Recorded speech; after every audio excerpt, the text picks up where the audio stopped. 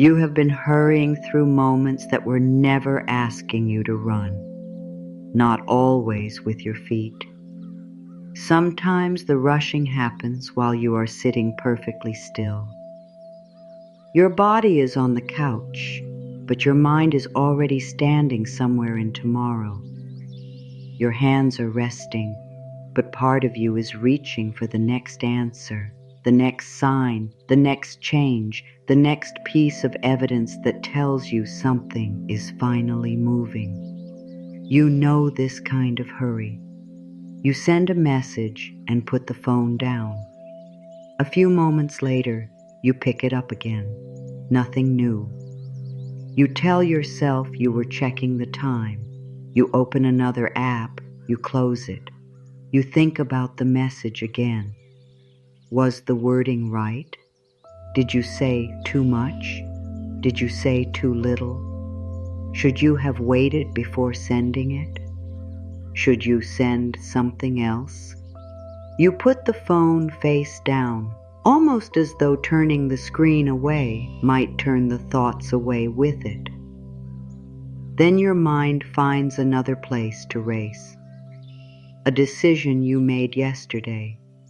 Something you need to finish. Someone whose mood felt different. Something you are waiting to hear. A plan that should be further along by now. A part of your life that you quietly believed would have changed already. You may not call this rushing. You may call it thinking, planning, being responsible, staying on top of things, trying not to fall behind. But underneath all of those respectable words, there can be a small private urgency that rarely gets named. When? When will I know? When will this change? When will I feel certain? When will I arrive? When will I finally be able to stop thinking about what comes next? Even on ordinary days, the question can follow you. You wash a cup while thinking about the next task. You walk into one room already remembering what needs to happen in another. You eat wisely answering something. You answer while thinking about how the answer will be received.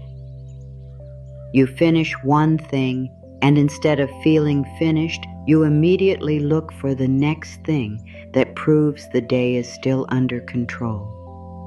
There are evenings when you realize you moved through nearly the whole day without fully being inside any single part of it. You were there. Of course you were there. You did what needed doing. You spoke. You worked. You solved things. You carried responsibilities. You showed up. But some part of you was always leaning a little farther ahead. That part believed the next moment might contain what the current moment did not. Relief, certainty, recognition, a reply, an opportunity, a change in someone, a change in you, a sense that your life has finally caught up with the picture you have been carrying inside your mind. If any of this feels familiar, there is nothing you need to correct right now. This is not another assignment. You do not need to become good at slowing down.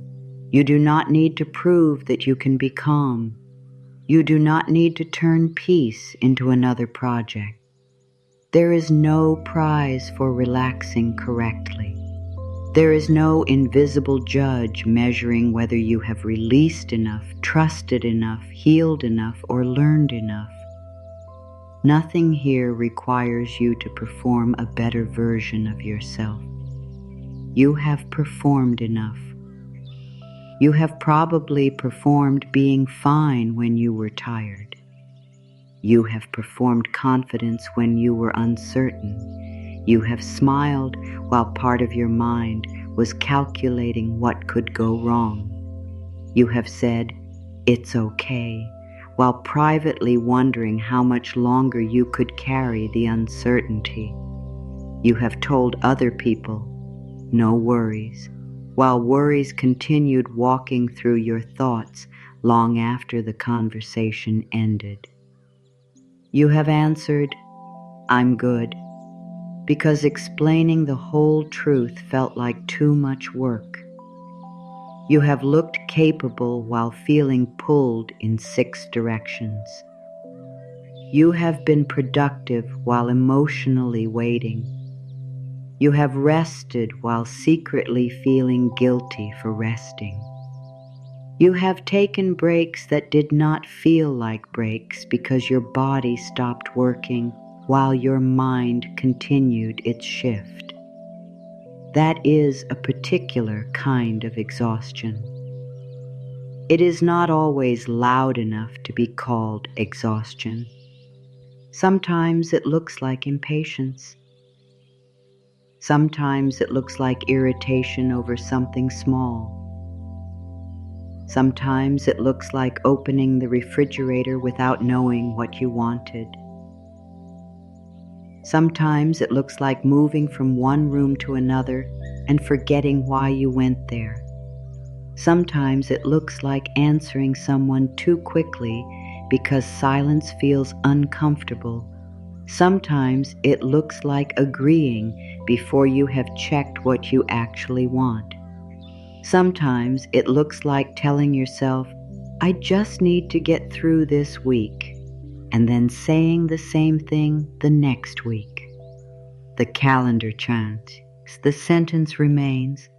You keep imagining a future version of your life in which you will finally be permitted to settle.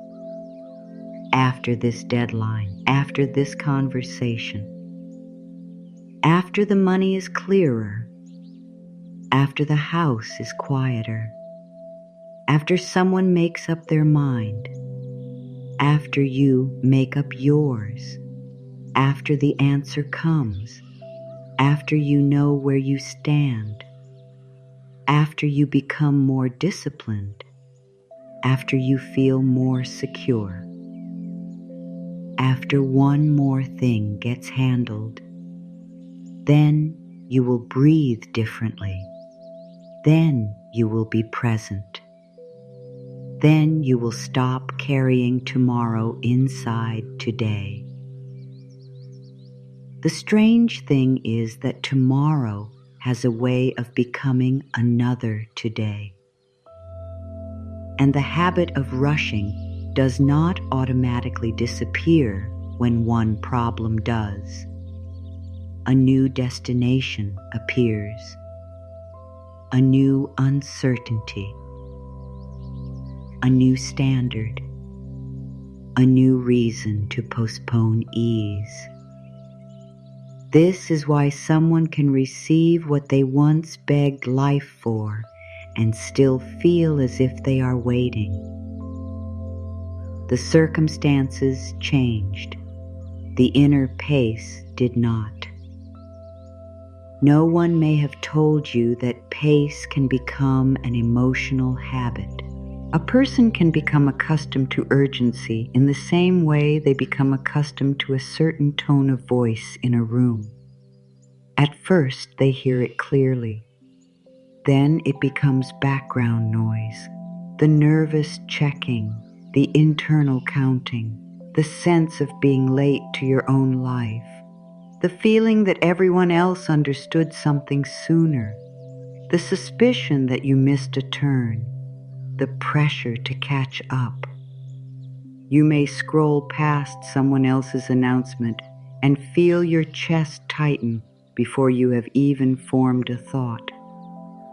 A new home, a new relationship, a business growing, a celebration, a transformation. A photograph of somebody standing in the exact kind of chapter you thought you would be living by now. You can genuinely be happy for them and still feel something inside you whisper, "What about me?" That whisper does not make you selfish. It does not make you ungrateful. It means you are human enough to compare the visible evidence of someone else's life with the unfinished parts of your own. The comparison becomes painful when you turn difference into delay. Their timing becomes evidence against yours. Their milestone becomes a clock. Their joy becomes a measurement. You begin asking questions that no photograph can answer. Why not me? What am I doing wrong? How long is this supposed to take? Did I miss my chance?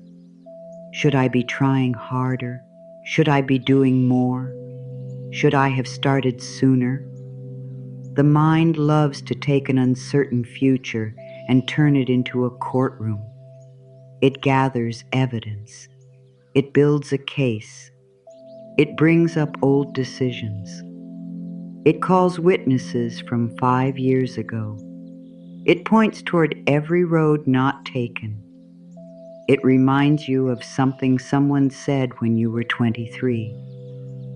It compares your private doubts with somebody else's public outcome. Then it hands you a verdict before the day has even had a chance to unfold. Behind all of this is often one belief that sounds practical but carries enormous weight. I should be further along. Further along than where? According to whose map? Measured against which version of you? The one who never got tired? The one who never changed their mind? The one who never lost anything? The one who never had to rebuild? The one who had perfect information before every decision? The one who was supposed to know then what you only learned later? You have been comparing a living human life to an imaginary schedule created with information you did not have. Of course, the schedule looks cleaner than reality. Imaginary lives do not have interruptions. They do not have grief. They do not have family responsibilities. They do not need recovery. They do not get disappointed. They do not discover that an old dream no longer fits. They do not spend years learning how to say no. They do not wake up one morning and realize the destination they were chasing belonged to a younger version of themselves. Real lives turn, they stall, they deepen, they change direction. They ask different questions. They sometimes close a door that once seemed essential.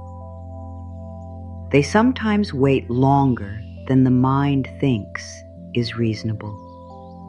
They sometimes arrive somewhere better only because the original timetable fell apart. None of that means every delay is secretly a gift.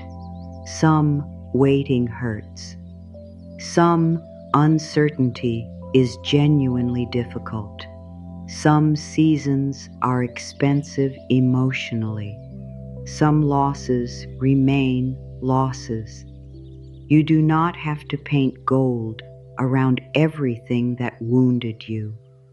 You do not need to call every disappointment a blessing before you are ready. This is not about pretending that timing never matters.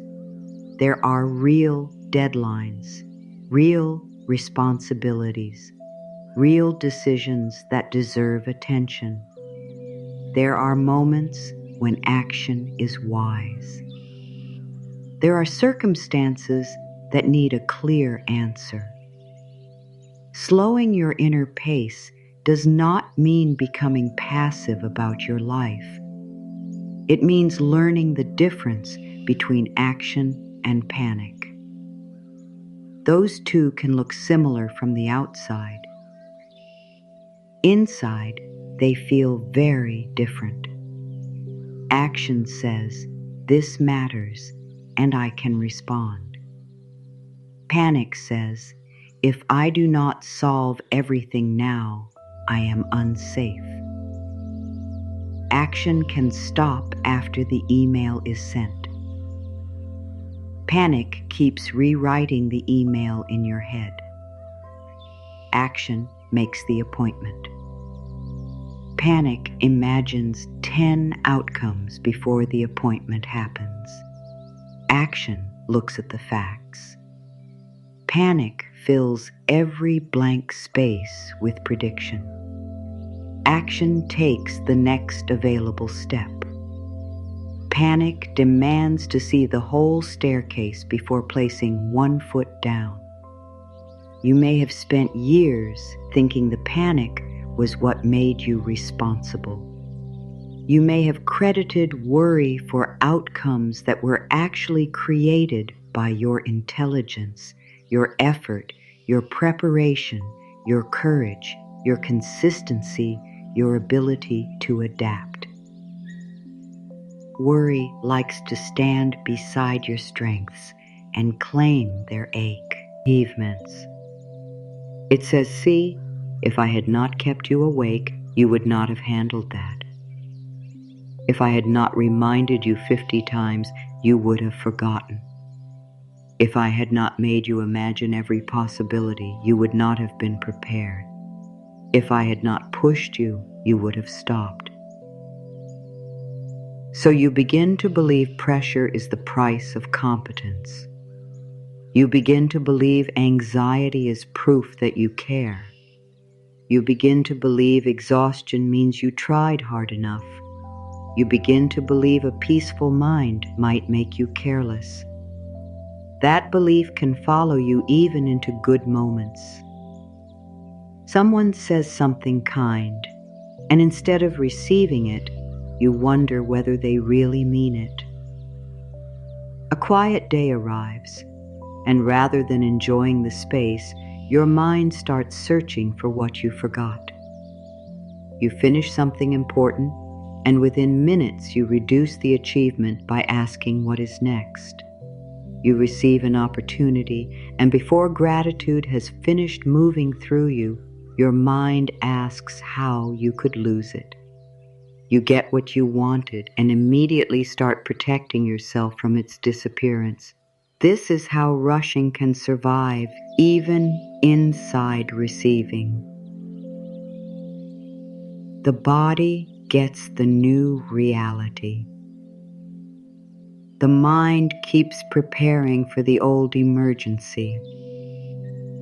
There is a reason stopping can feel strangely uncomfortable when you have lived this way for a long time. There is a reason a quiet afternoon can make you restless. There is a reason finishing everything on your list does not always create peace. There is a reason some people finally sit down and within minutes stand back up to do something that did not need doing. We will come to that reason. For now, it is enough to recognize that your difficulty slowing down did not appear from nowhere. Your mind has history. Your body has memory. Your habits have logic, even when that logic no longer serves the life you are living today.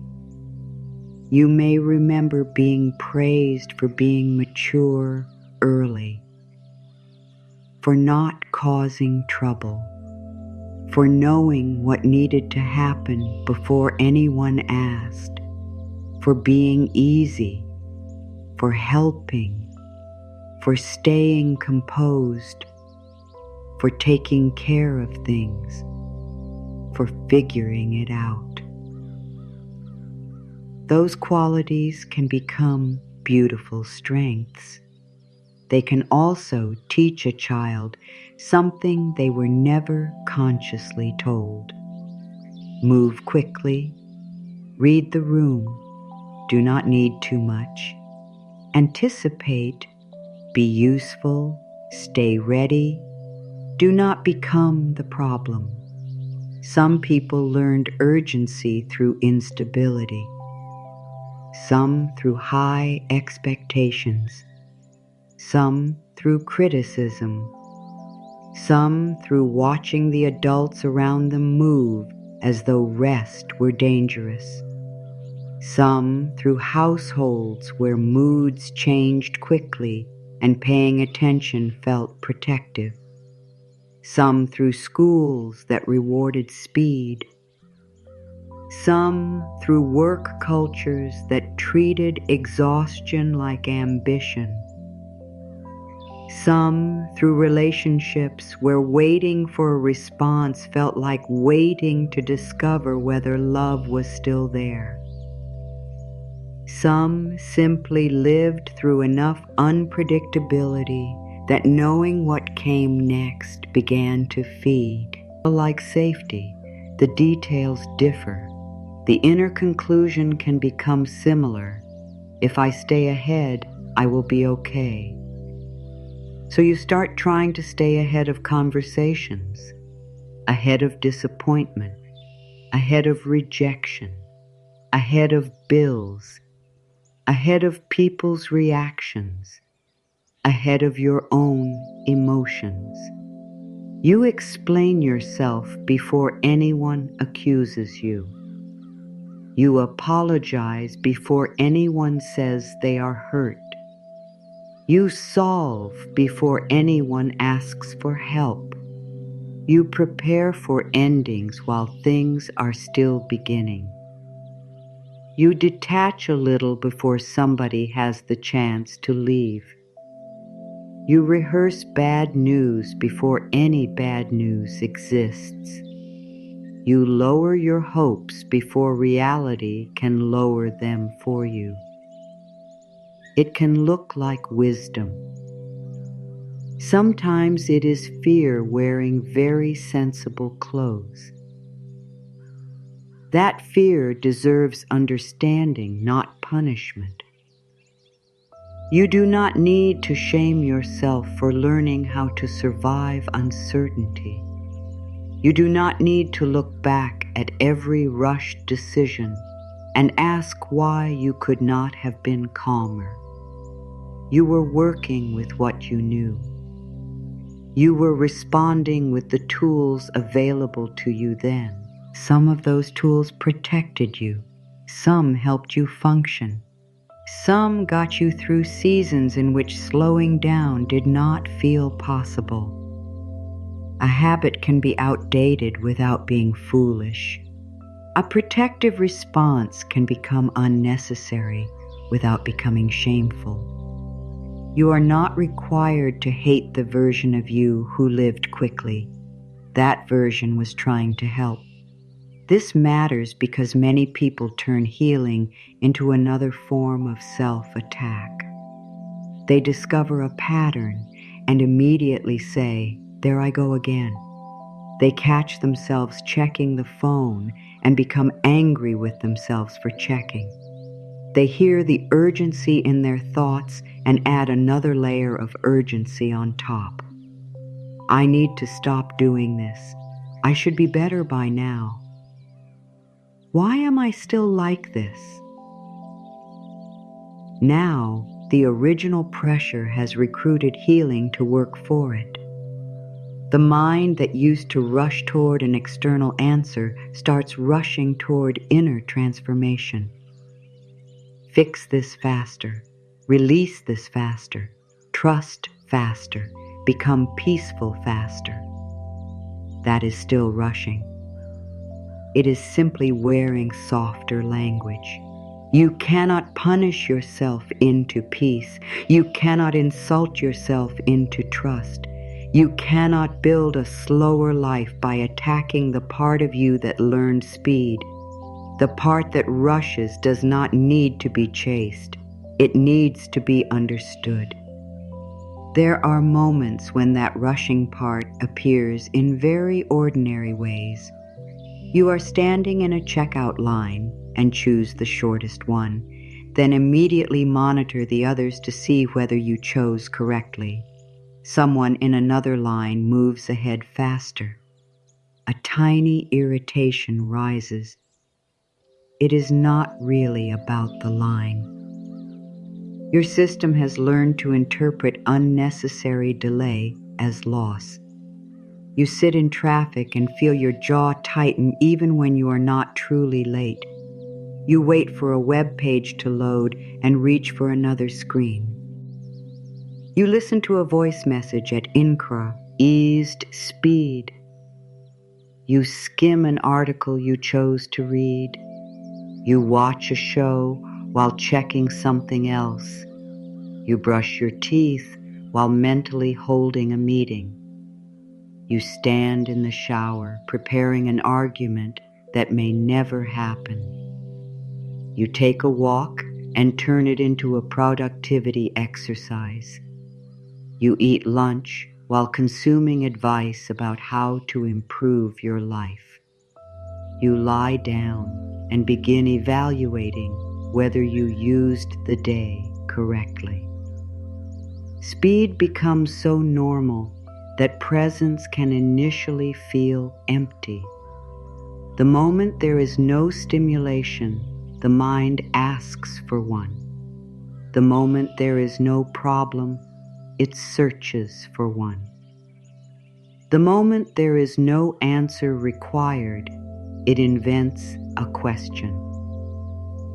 This is not because you are incapable of peace.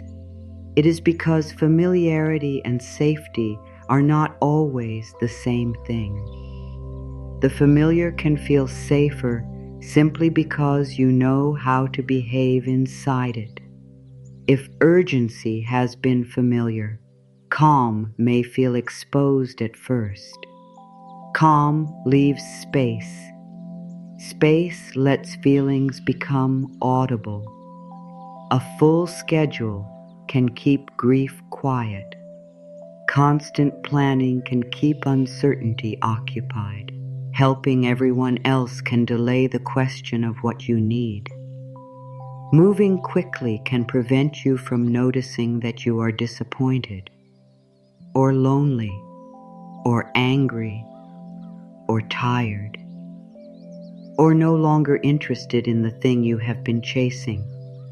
Rushing can become a way of moving past yourself before you have to hear yourself clearly. That does not mean every busy person is avoiding emotion. It means your pace sometimes carries information. The question is not, am I doing too much? The more revealing question can be, what happens inside me when there is nothing to hurry toward? What do you feel when no answer is available yet? What happens when the person has not replied? What happens when the result is still uncertain? What happens when you have taken every reasonable step and life has not responded on your preferred schedule?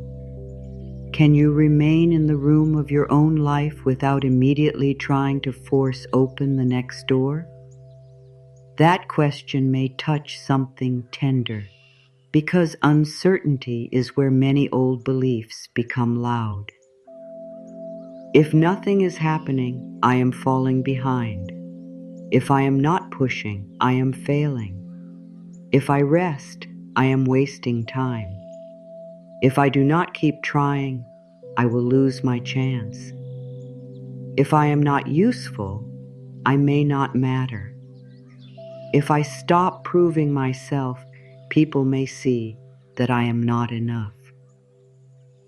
These thoughts often arrive so quickly that you do not hear them as beliefs.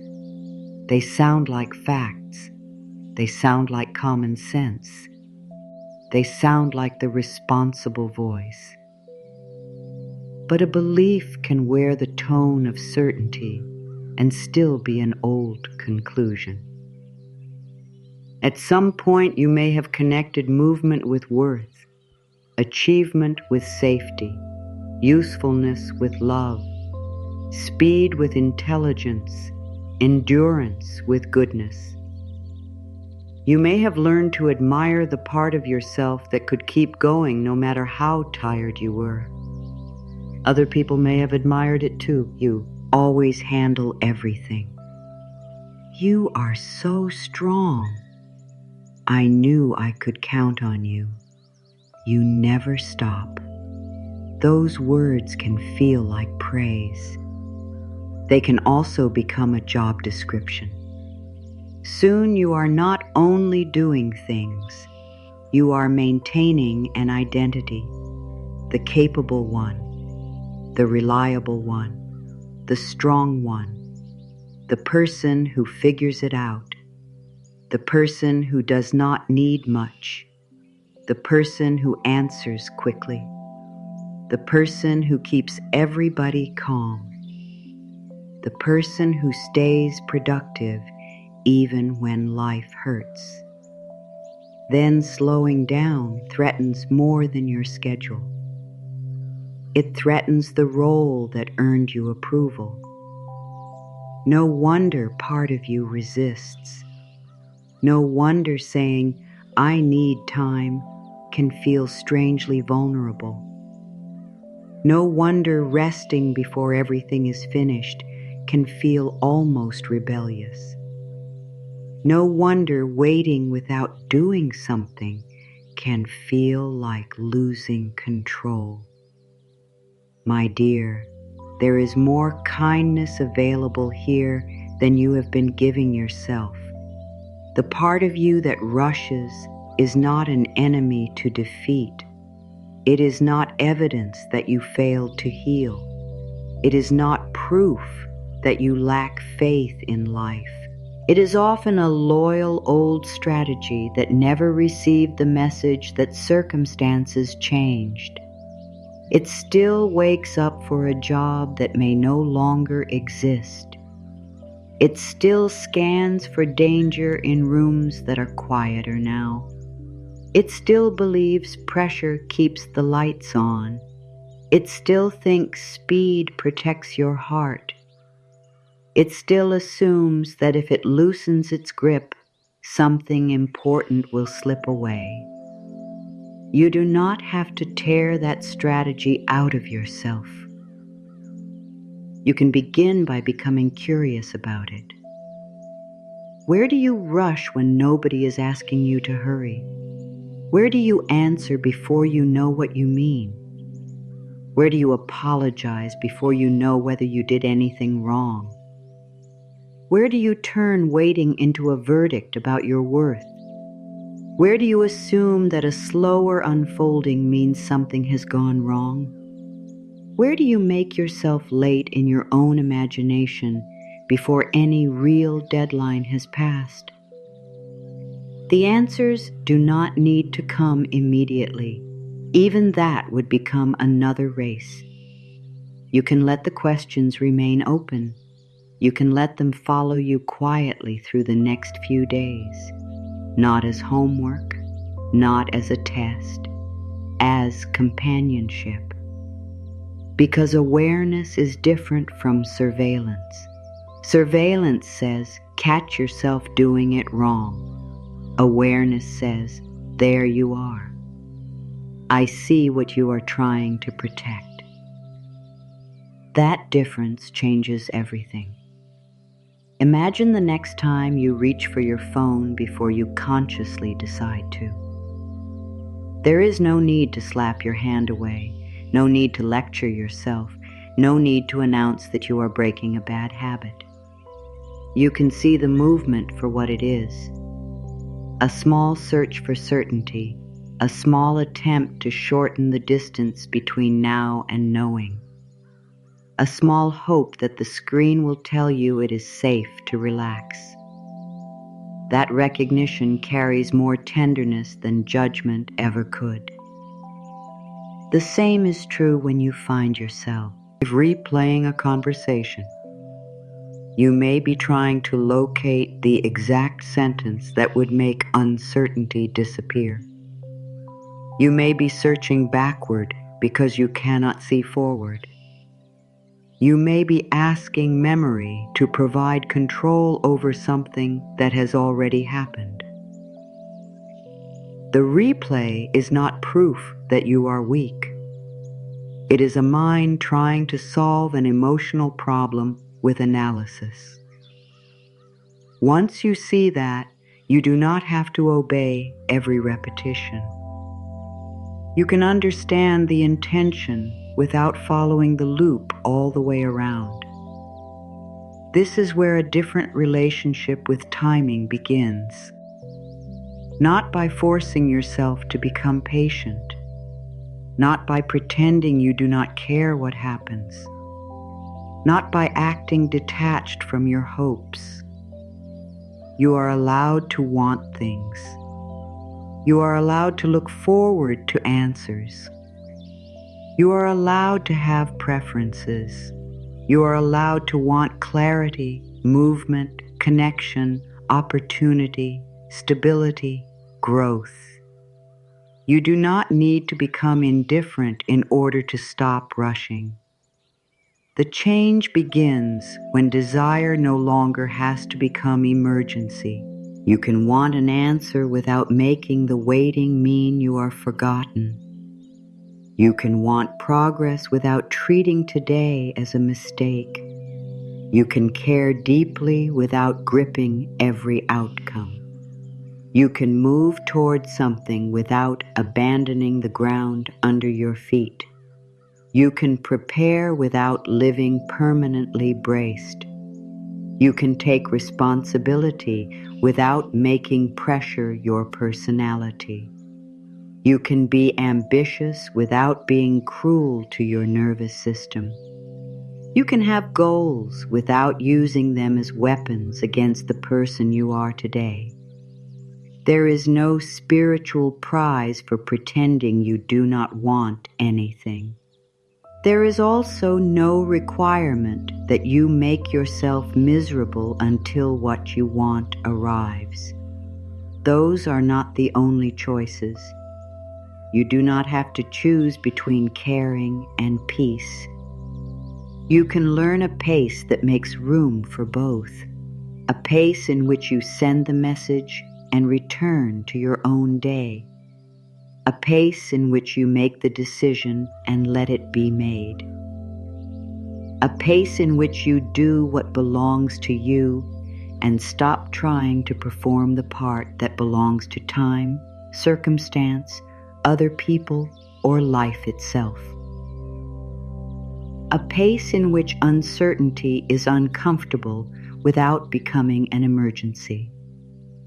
A pace in which an unanswered question can remain unanswered for a while without swallowing the entire room.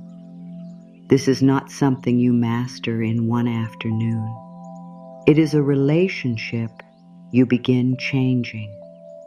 The relationship between your worth and your speed, between your safety and your certainty, between your effort and the belief that effort must always hurt, between your hopes and the timetable you created for them, between who you are and how quickly the world reflects something back to you. The deepest pressure is often not the pressure to move fast. It is the pressure to become someone soon. Soon successful enough, soon loved enough, soon secure enough, soon healed enough, soon impressive enough, soon certain enough, soon beyond the chapter you are currently living. You look toward that future self and make a quiet bargain. When I become them, I will treat myself differently. When I get there, I will be proud. When I finally figure this out, I will stop doubting myself. When things settle, I will let myself enjoy my life. But the person walking toward that future is the same person who needs your kindness now. If you make kindness conditional on arrival, every destination becomes another checkpoint. You reach one place and immediately move the condition a little more, a little further. One more achievement, one more sign, one more reason to believe you have earned the right to soften. The right to soften was never supposed to be waiting at the finish line. It belongs in the way you travel. It belongs in the way you speak to yourself while the answer is still forming. It belongs in the space after effort. It belongs in an ordinary Tuesday when nothing dramatic has changed. It belongs in the unanswered message, it belongs in the unfinished plan. It belongs in the middle, especially in the middle, because most of life is middle, not announcement, not breakthrough, not ending. Middle. The days between decisions and results. The walks between doors. The mornings when nothing looks different yet. The meals. The errands. The conversations that do not become turning points. The work nobody applauds. The healing nobody sees. The choices that feel too small to post about. The internal moments when you could rush yourself and choose not to. This is where a life is actually lived. You do not need to sprint through 90% of your existence to reach the 10% that looks meaningful from the outside. Your ordinary hours count. The uncertain chapters count. The waiting counts. The slow rebuilding counts. The day you changed your mind counts. The month you needed more rest than expected counts. The year that looked unproductive from the outside but taught you what you could no longer tolerate counts. The season in which you did not get what you wanted can still contain parts of you worth meeting. There is no need to romanticize delay. There is only a need to stop disappearing from your own life while you wait for something else to begin. That may be the most important distinction. You have not been wrong for wanting movement. You have only been carrying more pressure around timing than your heart was meant to carry alone. Some of that pressure did not begin with you. Some was taught, some was modeled, some was rewarded, some was inherited through sentences repeated so often they started sounding like truth. Hurry up. Do not waste time. Make something of yourself. You are running out of time. Everyone else is moving ahead. You should know by now. You should have more by now. Do not fall be engaged. You may have heard these exact words, or you may have learned their emotional language without anyone ever saying them aloud. The message was still understood. Move, prove, become. Do not stop too long. Something may catch you if you do. Something may pass you if you do. Someone may decide you are not trying hard enough if you do. So the habit of rushing kept trying to protect your place in the world. That deserves compassion, not obedience. Compassion. There is a difference. You can appreciate why a pattern formed and still choose not to let it run your life forever.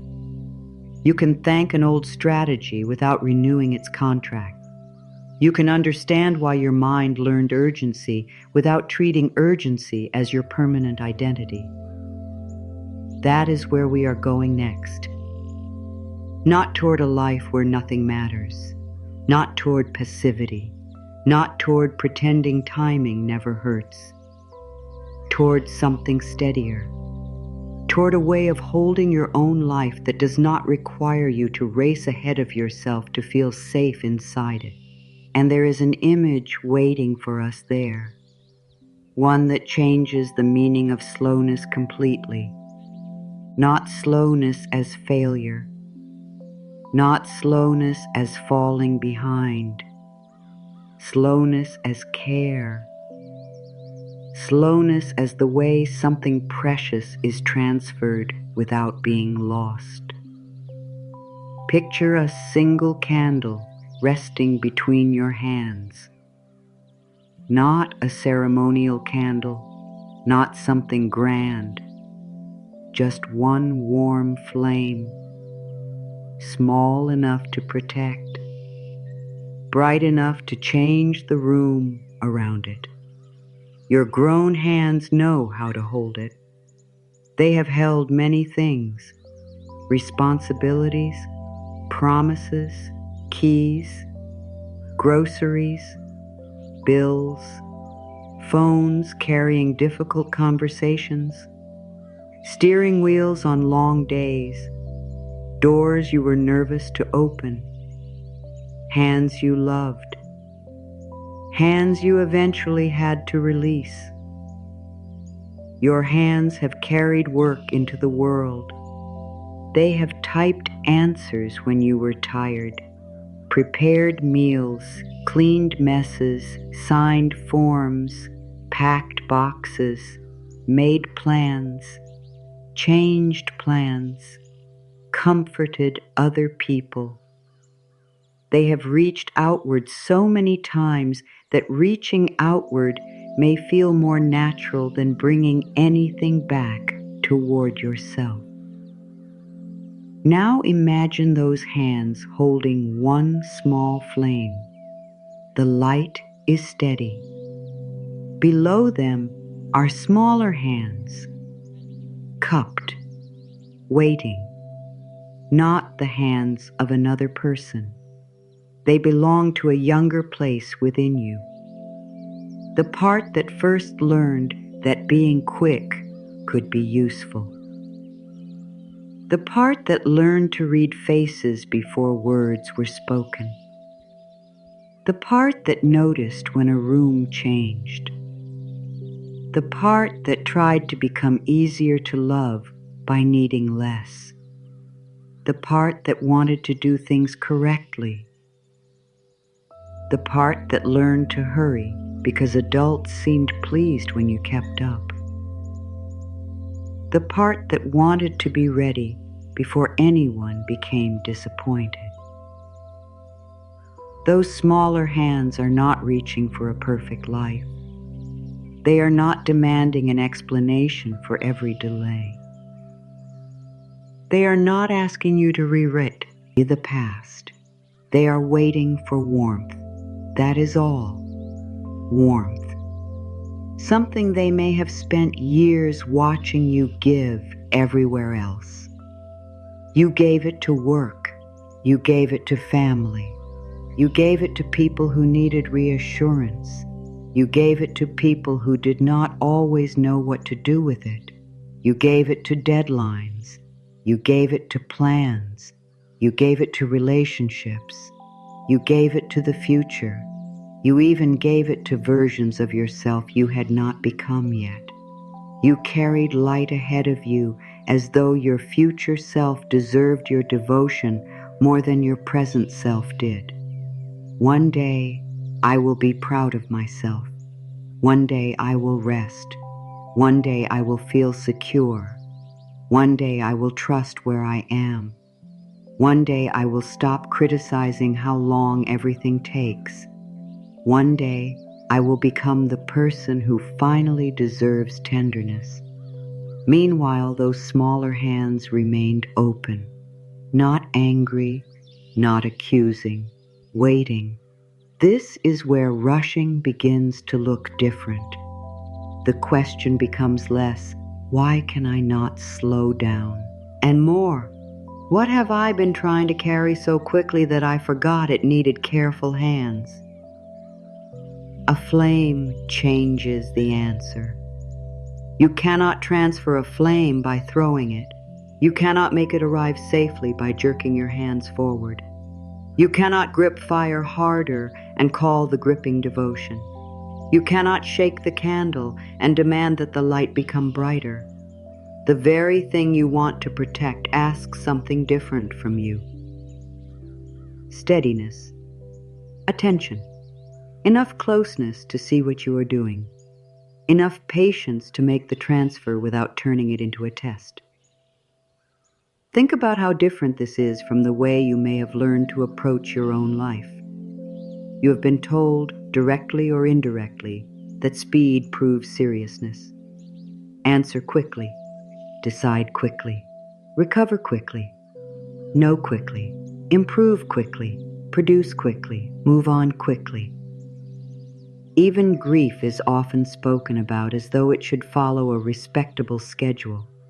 Even uncertainty is treated like a problem that a disciplined person ought to solve. Even healing can become another race. You read something that touches you and immediately ask how to apply it. You recognize an old wound and immediately want to know how to eliminate it. You understand why you behave a certain way and expect the behavior to disappear because you finally understand it. Then, when it returns, you become disappointed. I thought I dealt with this. I thought I was past this. I thought I had learned better. But understanding is not always transfer. Sometimes understanding is only the moment your grown hands finally see what the smaller hands have been waiting to receive. The transfer takes another kind of attention, not intellectual attention, relational attention. The kind that says, I see why you became afraid of falling behind. I see why waiting made you restless. I see why silence sometimes felt like rejection. I see why unfinished things could keep you awake. I see why you tried to earn safety through preparation. I see why you learned to become useful before anyone could decide you were inconvenient. That kind of seeing changes the pace, because now you are not trying to remove a flaw. You are approaching a frightened part with a light. You would not rush toward frightened hands holding a flame between them. You would move with care. You would watch the distance. You would protect the warmth from sudden movement. You would understand that faster is not automatically kinder. That may be one of the deepest things you are learning now. Faster is not automatically kinder, not in conversation, not in decision-making, not in healing, not in love, not in becoming, not even in getting what you want. Sometimes rushing toward an answer causes you to accept the first thing that resembles certainty. You say yes because waiting feels worse than the wrong agreement. You return because loneliness makes an old door look safer than an unknown road. You commit because another person's confidence feels easier than your own uncertainty.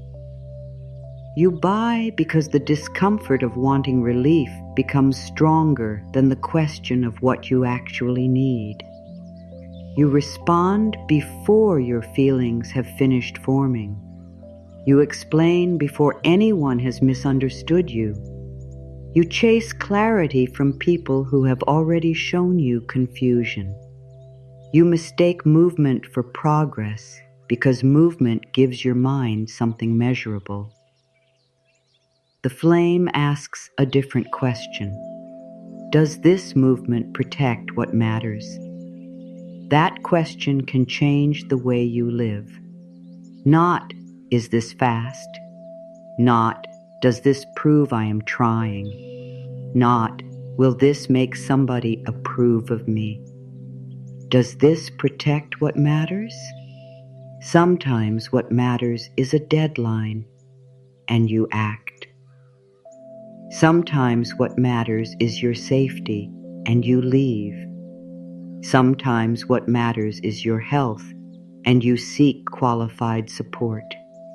Sometimes what matters is a boundary, and you say no without waiting for everyone to understand. Sometimes what matters is an opportunity, and you take the practical step available to you. Slowness is not the goal. Care is the goal. There will be times when care moves quickly. There will be emergencies. There will be urgent responsibilities. There will be moments when fast action is wise. But urgency does not need to become the climate of your inner world. You can move quickly without becoming internally violent with yourself. You can respond fast without telling yourself your whole future depends on this one moment. You can make a firm decision without treating uncertainty as personal failure. Your pace can serve the situation without becoming your identity. This distinction matters because rushing has often hidden inside words that sounded admirable. Driven, ambitious, responsive, helpful, prepared, strong, efficient.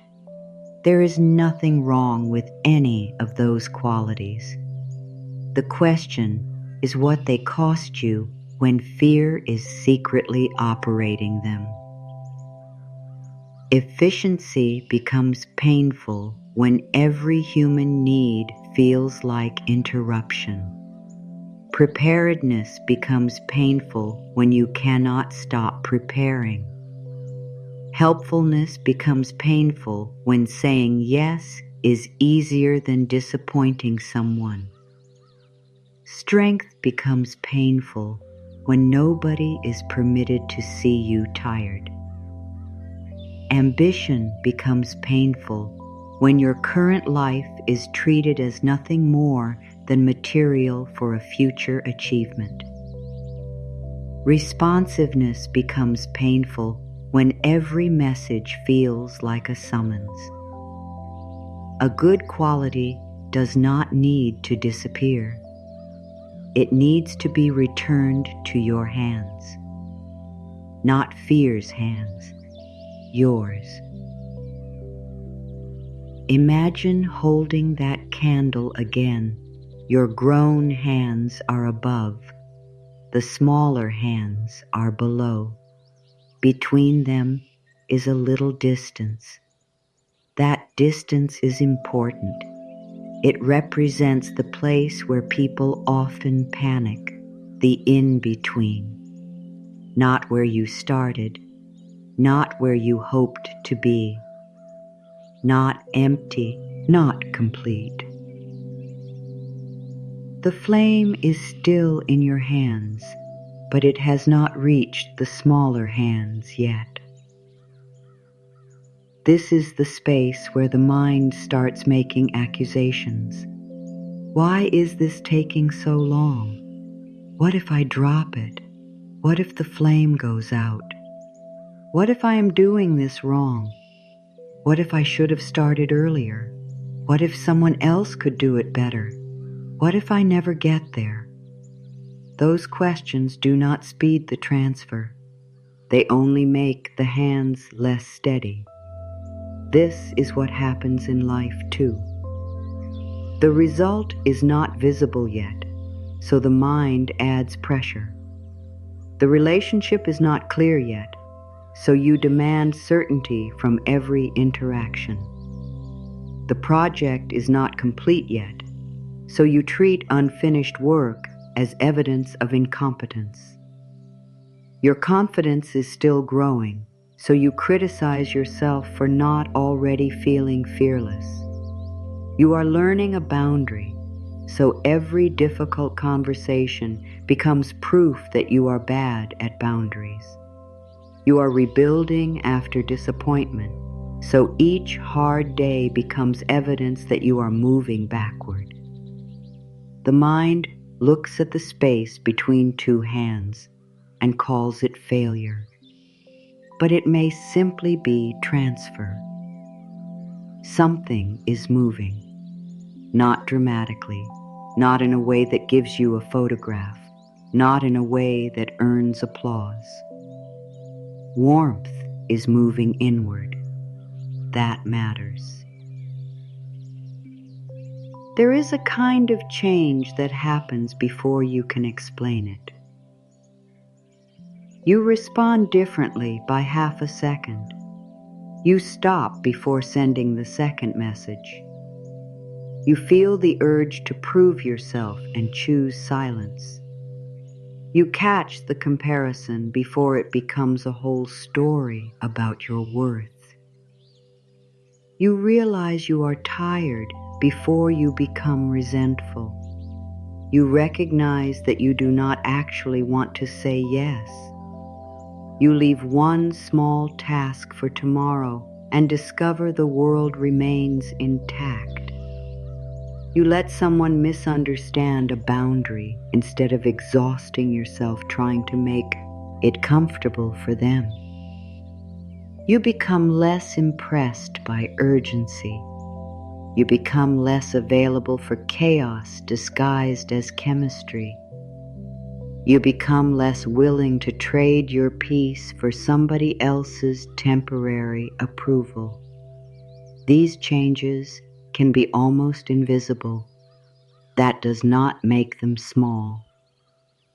A flame being transferred from one set of hands to another does not need fireworks around it. Its importance is in what remains lit. You may have spent years looking for dramatic proof that your life is changing while missing the quieter evidence. You used to explain for 20 minutes.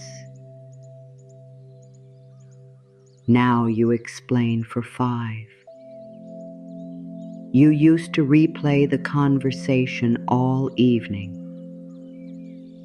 Now it returns twice and then leaves.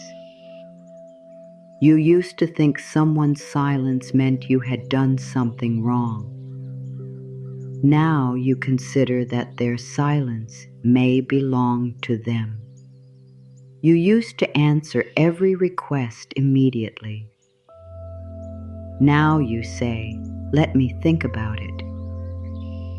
You used to believe one delayed opportunity meant the whole path was closing. Now disappointment can hurt without becoming prophecy. This is timing too, not the timing of when everything outside you arrives, the timing of your own return. There is a great deal of wisdom in learning not to demand that every external thing move according to your emotional discomfort. That does not mean accepting neglect. It does not mean waiting forever for somebody who repeatedly refuses clarity. It does not mean remaining in places where your needs are dismissed. It means refusing to confuse discomfort with instruction. Sometimes discomfort says act. Sometimes discomfort says escape. Sometimes discomfort says ask a better question. Sometimes it only says I do not know yet and I hate not knowing. Those are different messages. Rushing makes them sound identical. Steadiness helps you hear the difference. A steady hand can tell whether the flame needs shelter or movement. A panicked hand only wants the uncertainty to end. Think of how many decisions you have made primarily because you wanted the discomfort to stop. You wanted the conversation over. You wanted an answer. You wanted someone to stop being upset. You wanted your own doubt to quiet down. You wanted proof that you were still loved. You wanted to know where you stood. You wanted to cross something off the list. So you chose the fastest route to relief. Sometimes it worked for a while. Then the deeper question returned.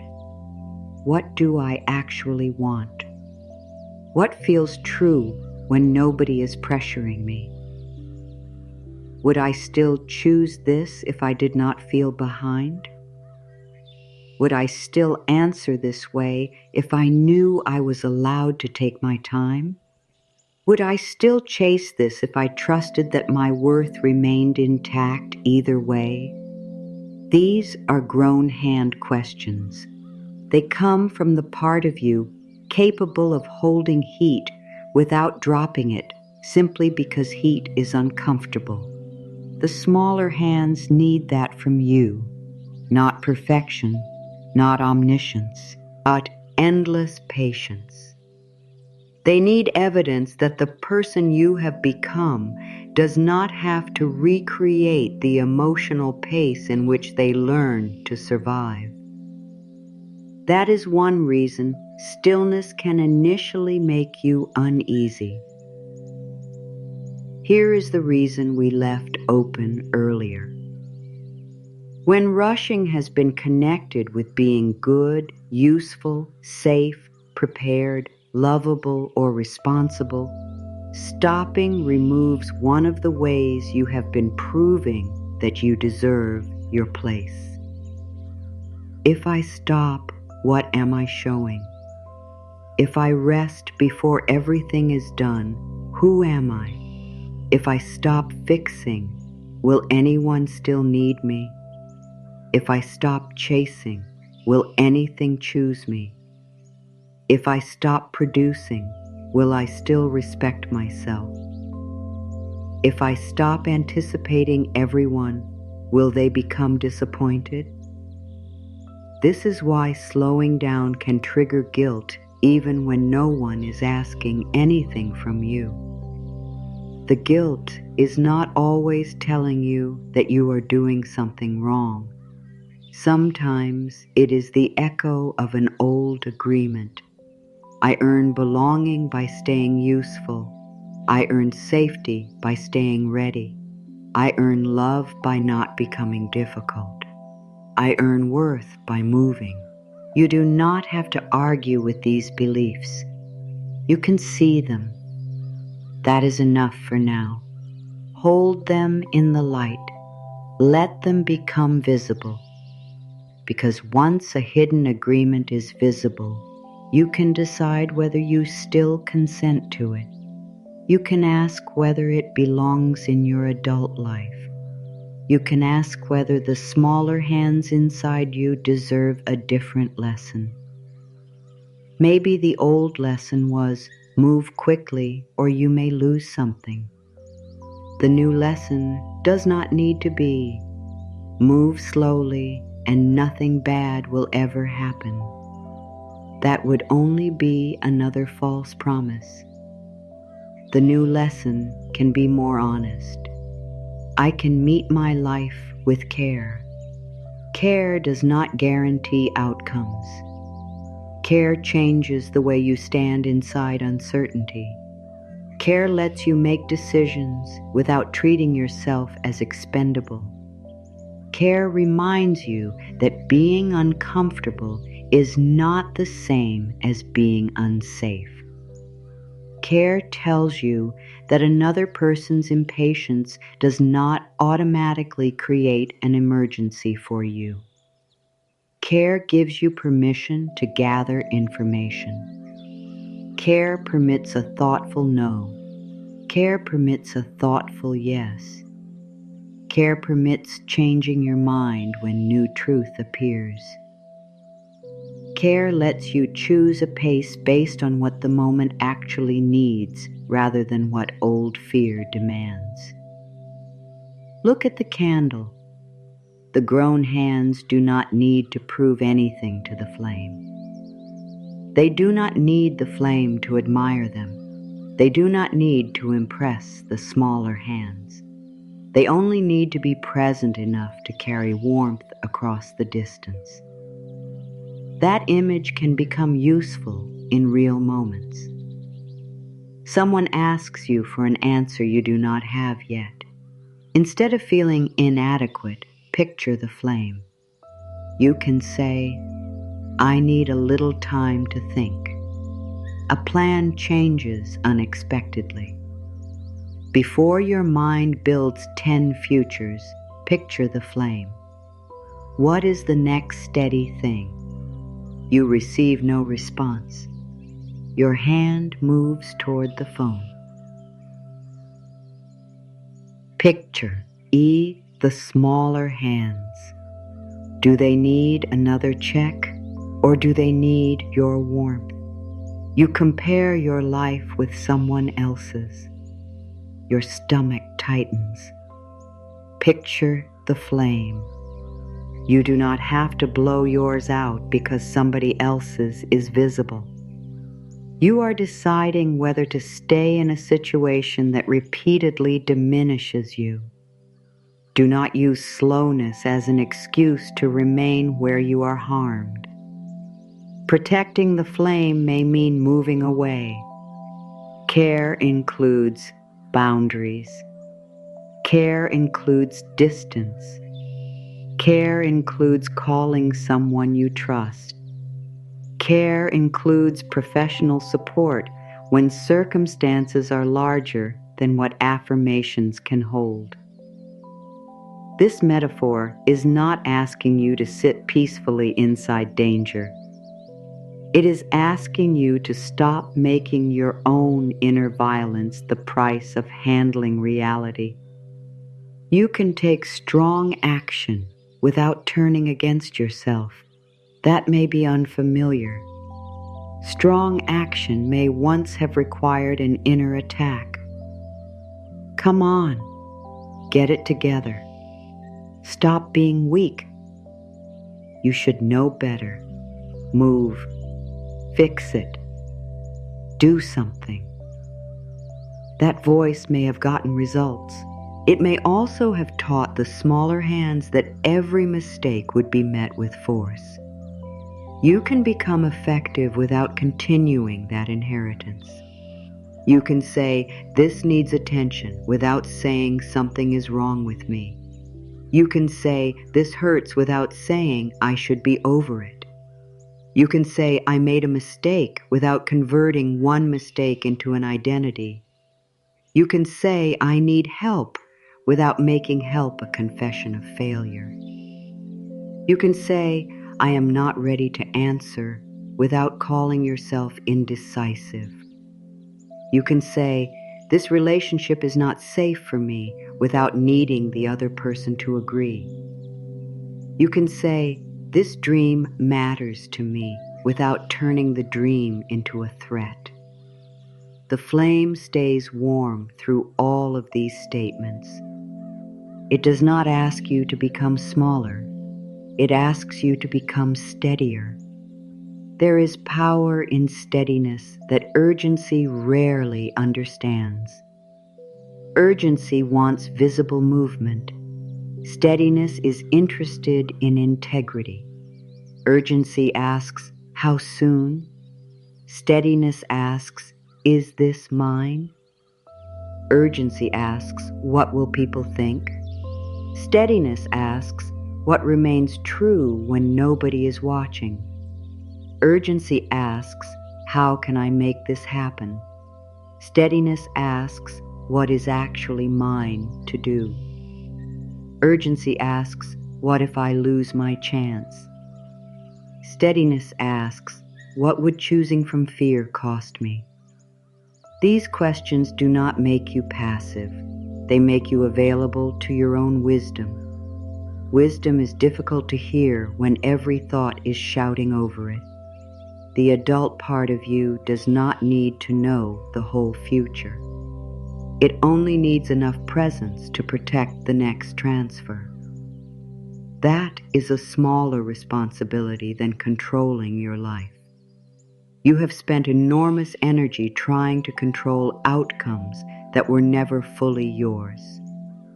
whether someone understands, whether somebody changes, whether every effort is rewarded quickly, whether every opportunity stays open, whether people behave fairly, whether every plan survives reality, whether everyone you love remains close forever, whether the future matches the picture in your mind. You can influence some things. You can prepare, communicate, choose, act, leave, return, ask, decline, practice, learn, save, plan, rest, seek help. But control has edges. You have felt those edges. They are often the exact places where you begin rushing. When you reach what cannot be controlled, speed gives you the sensation of doing something. More messages, more thinking, more checking, more explaining, more searching, more planning, more prediction. The extra motion can feel like power. Often it is only fatigue. The flame invites you to a more honest kind of power. Hold what is yours. Protect what matters. Move when movement is needed. Wait when waiting is the only truthful option. Keep warmth in the hands that are here. You do not need to send all of your light ahead into imagined futures. You do not need to spend today's emotional energy rehearsing tomorrow's possible disappointment. You do not need to keep proving to yourself that you care by worrying. Caring already exists. Love does not become more sincere because it is frightened. Responsibility does not become more responsible because it is exhausted. Hope does not become more likely because you squeeze it. A flame does not brighten because the hand holding it is tense. There are things in your life that may arrive later than you wanted. There may be things that do not arrive at all. There may be things that arrive in a form you did not expect. There may be desires that change because you change. This is why the deepest work cannot be about commanding life to obey a timeline. It has to be about becoming someone who can remain connected to themselves while the timeline is still unknown. That is the transfer. The adult hands learning not to disappear into the future. The smaller hands learning that waiting does not mean abandonment. You are beginning to teach that inner place something it may never have learned. We do not have to know yet in order to remain warm. We do not have to hurry in order to remain worthy. We do not have to force every door in order to believe there are still doors ahead. We do not have to turn delay into rejection. We do not have to turn uncertainty into punishment. There is room between helplessness and control. There is choice. There is discernment. There is care. There is the next honest step. There is the hand holding the flame. And there is another truth hidden inside this image. You may have thought your entire task was to keep the flame alive for everyone else, to be the warm one, the strong one, the encouraging one, the person who knows what to say, the person who helps, the person who brings hope. But the light was never meant to move only outward. Some of it belongs in your own hands. Some belongs to the younger places you still hurry past. Some belongs to the parts of you that became very good at surviving while waiting to be treated with the tenderness you offered everyone else. This is why your pace matters. Not because slow is morally better than fast, because you cannot keep passing yourself by and call that living. You cannot keep arriving everywhere except where you are. The transfer begins when your grown hands stop treating those smaller hands as another problem to solve.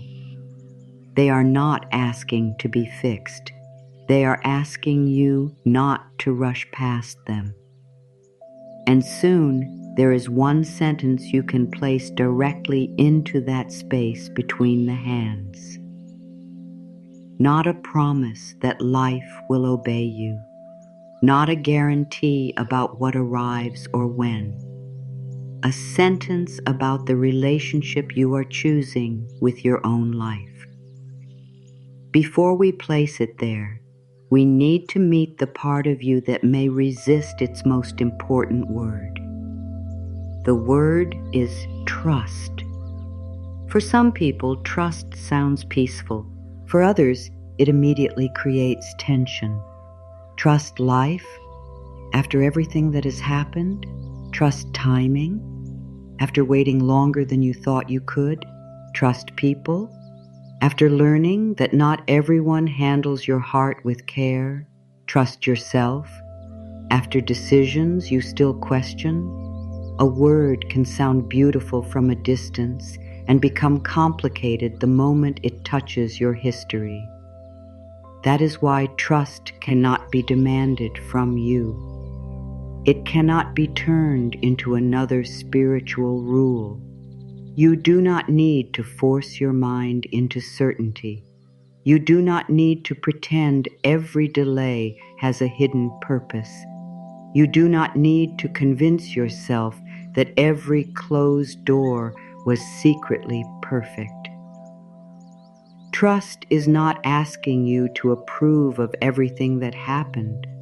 It is not asking you to call pain good. It is not asking you to erase discernment.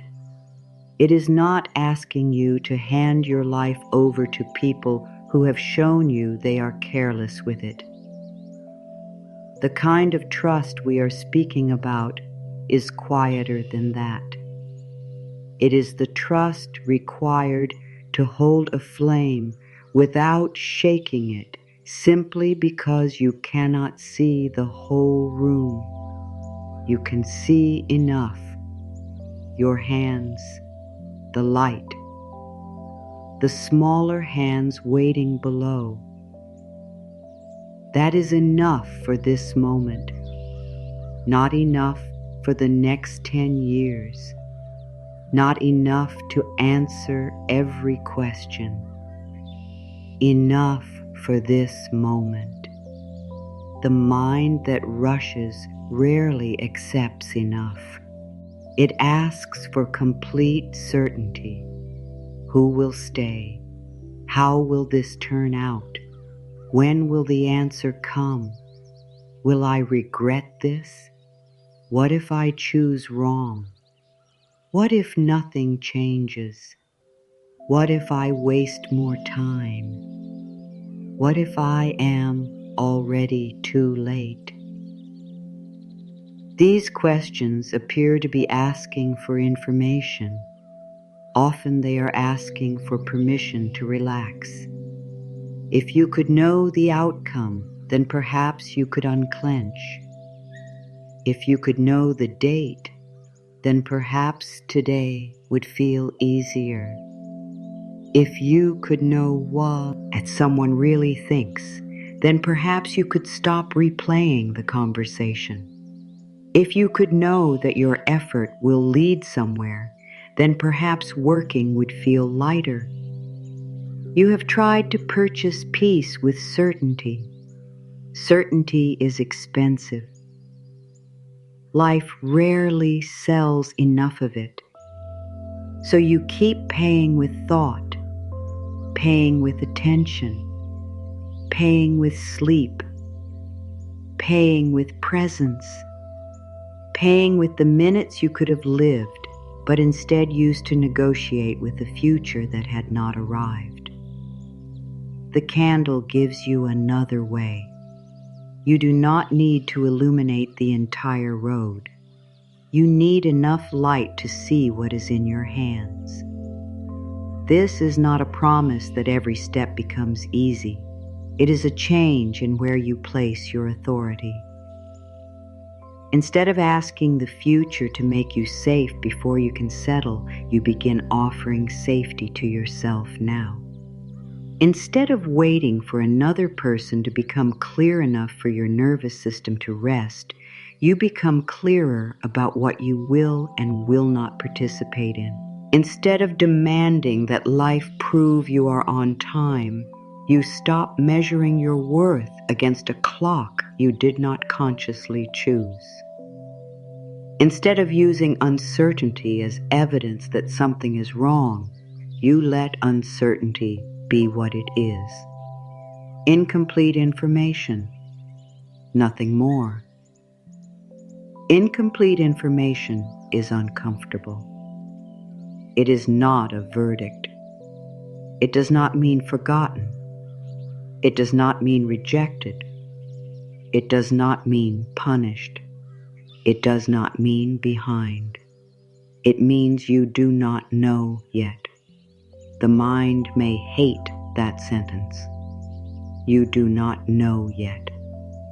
There is no drama in it. No prophecy, no accusation, no hidden meaning. Only an honest boundary around what is available today. That boundary can feel like freedom. You do not have to solve what has not happened. You do not have to rehearse conversations that may never take place. You do not have to experience disappointment before disappointment exists. You do not have to grieve every possible future just to prove you are prepared. Preparation has a point where it stops being preparation and becomes pre-living pain. You know the difference by how it feels in your hands. Preparation can finish. You make the plan. You gather the information. You put something in place. Then you return to your life. Fear rarely finishes. It keeps inventing another scenario, another question, another possible failure, another reason to check, another version of the same conversation. It keeps moving because movement is how it avoids admitting that control has ended. The flame does not ask you to control what happens after it leaves your hands. It asks you to be steady during the transfer. That is a smaller job, a kinder job, a human-sized job. You have been carrying responsibilities that belong to time, trying to decide when another person should understand, when your work should be recognized, when a door should open, when a wound should stop hurting, when grief should become lighter, when confidence should arrive, when your life should finally make sense in retrospect. Time has never taken orders very well. Still, you may have spoken to yourself as though its pace were your personal failure. Come on. You should be there already. Other people are there. You have spent enough time on this. Why are you still struggling? Why are you not over it? Why has this not worked? Every one of those sentences shakes the candle, not because words magically control outcomes, because the sentences change the relationship between the grown hands and the smaller hands. They turn the adult self into another source of pressure. They recreate the very atmosphere the younger part learned to survive. Hurry, perform, improve, do not take too long. Become easier to love. Now imagine replacing that pressure with one sentence. Not a sentence about getting what you want. Not a sentence about guaranteed timing. A sentence about how you are willing to live while the future remains unfinished. I trust my life enough to stop rushing through it. Let those words reach only as far as they can honestly reach. I trust my life enough to stop rushing through it. You may feel relief. You may feel resistance. You may feel nothing at all. All of those responses are permitted. A useful affirmation does not need immediate applause from every part of you. Sometimes the sentence touches an old belief, and the old belief answers first. Trust my life? My life has surprised me. My life has hurt me. My life has taken turns I did not choose. My life has included losses I would never have requested. Exactly. Trust does not mean believing you can prevent every painful event. That would not be trust. That would be control wearing sacred clothing. Trust can mean believing that you do not need to attack yourself in advance of whatever comes. It can mean believing you are permitted to meet one day as one day. It can mean recognizing that your capacity to respond is different from your ability to predict. It can mean letting yourself be a person who does not know everything and is still worthy of peace. I trust my life enough to stop rushing through it. Say it again, more gently. I trust my life enough to stop rushing through it. The important word may still be trust.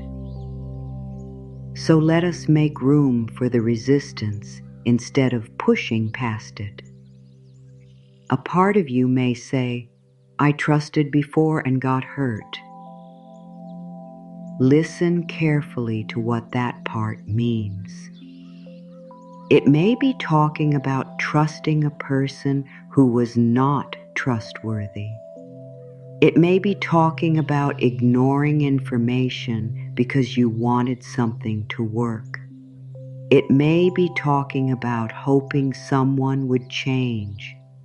It may be talking about staying beyond your own limits. It may be talking about believing that kindness guaranteed kindness in return. Those experiences matter, but trusting your life is not the same as surrendering discernment. In fact, mature trust may make discernment clearer. When you trust yourself enough to survive another person's disappointment, you can say no sooner. When you trust your perception, you stop explaining away patterns that repeatedly hurt you. When you trust that being alone for a while is survivable, you become less tempted to accept connection at any cost.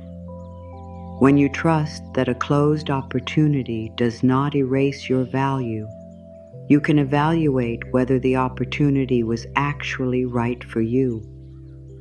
When you trust that uncertainty does not diminish you, you stop chasing answers from people who benefit from keeping you confused.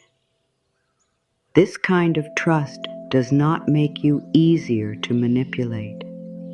It can make you harder to rush. That matters.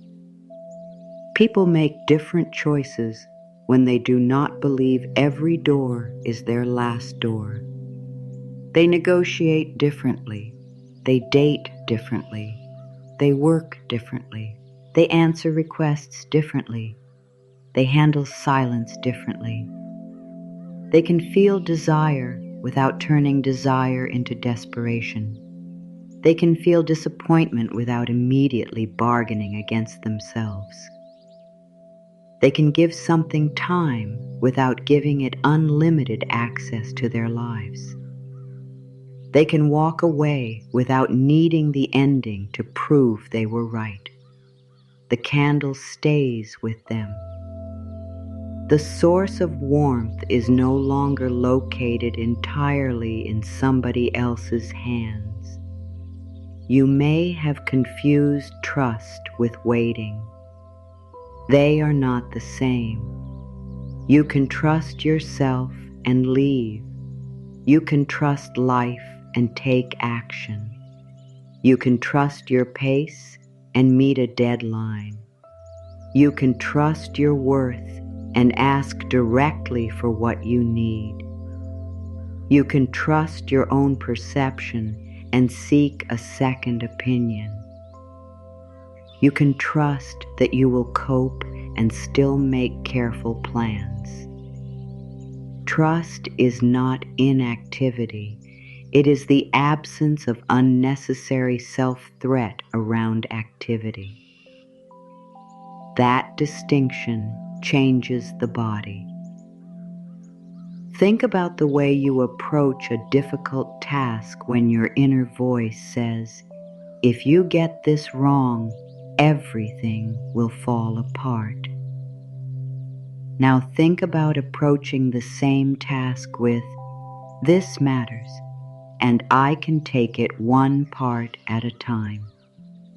The task may not change. Your relationship to the task does. Your hands change. Your breathing changes.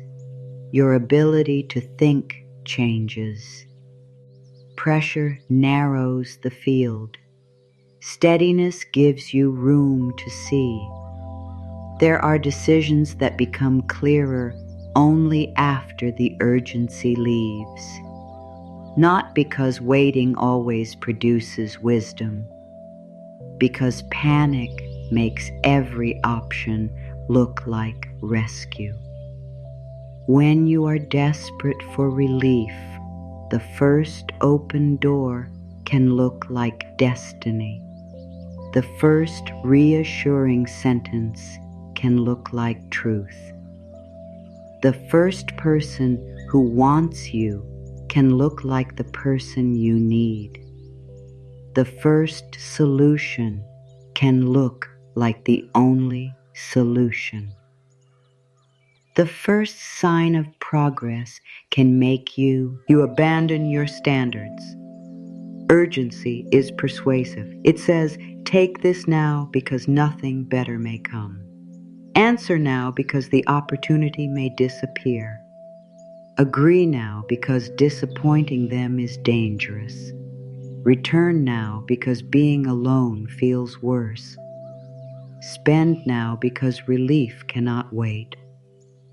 Explain now because silence might be misunderstood. The grown hands can hear urgency without obeying it. They can hold the flame.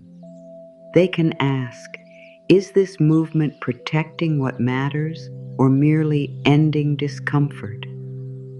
That question deserves space. There will be moments when you discover that what you called intuition was fear asking for speed. There will also be moments when your clear instinct says, move now. Learning the difference is not about becoming perfect. It is about becoming more familiar with your own inner weather without making every sensation a command. Fear often has a tight deadline. Wisdom can be firm without becoming cruel. Fear repeats. Wisdom clarifies. Fear says everything depends on this. Wisdom says this matters, so choose with care. Fear wants immediate relief.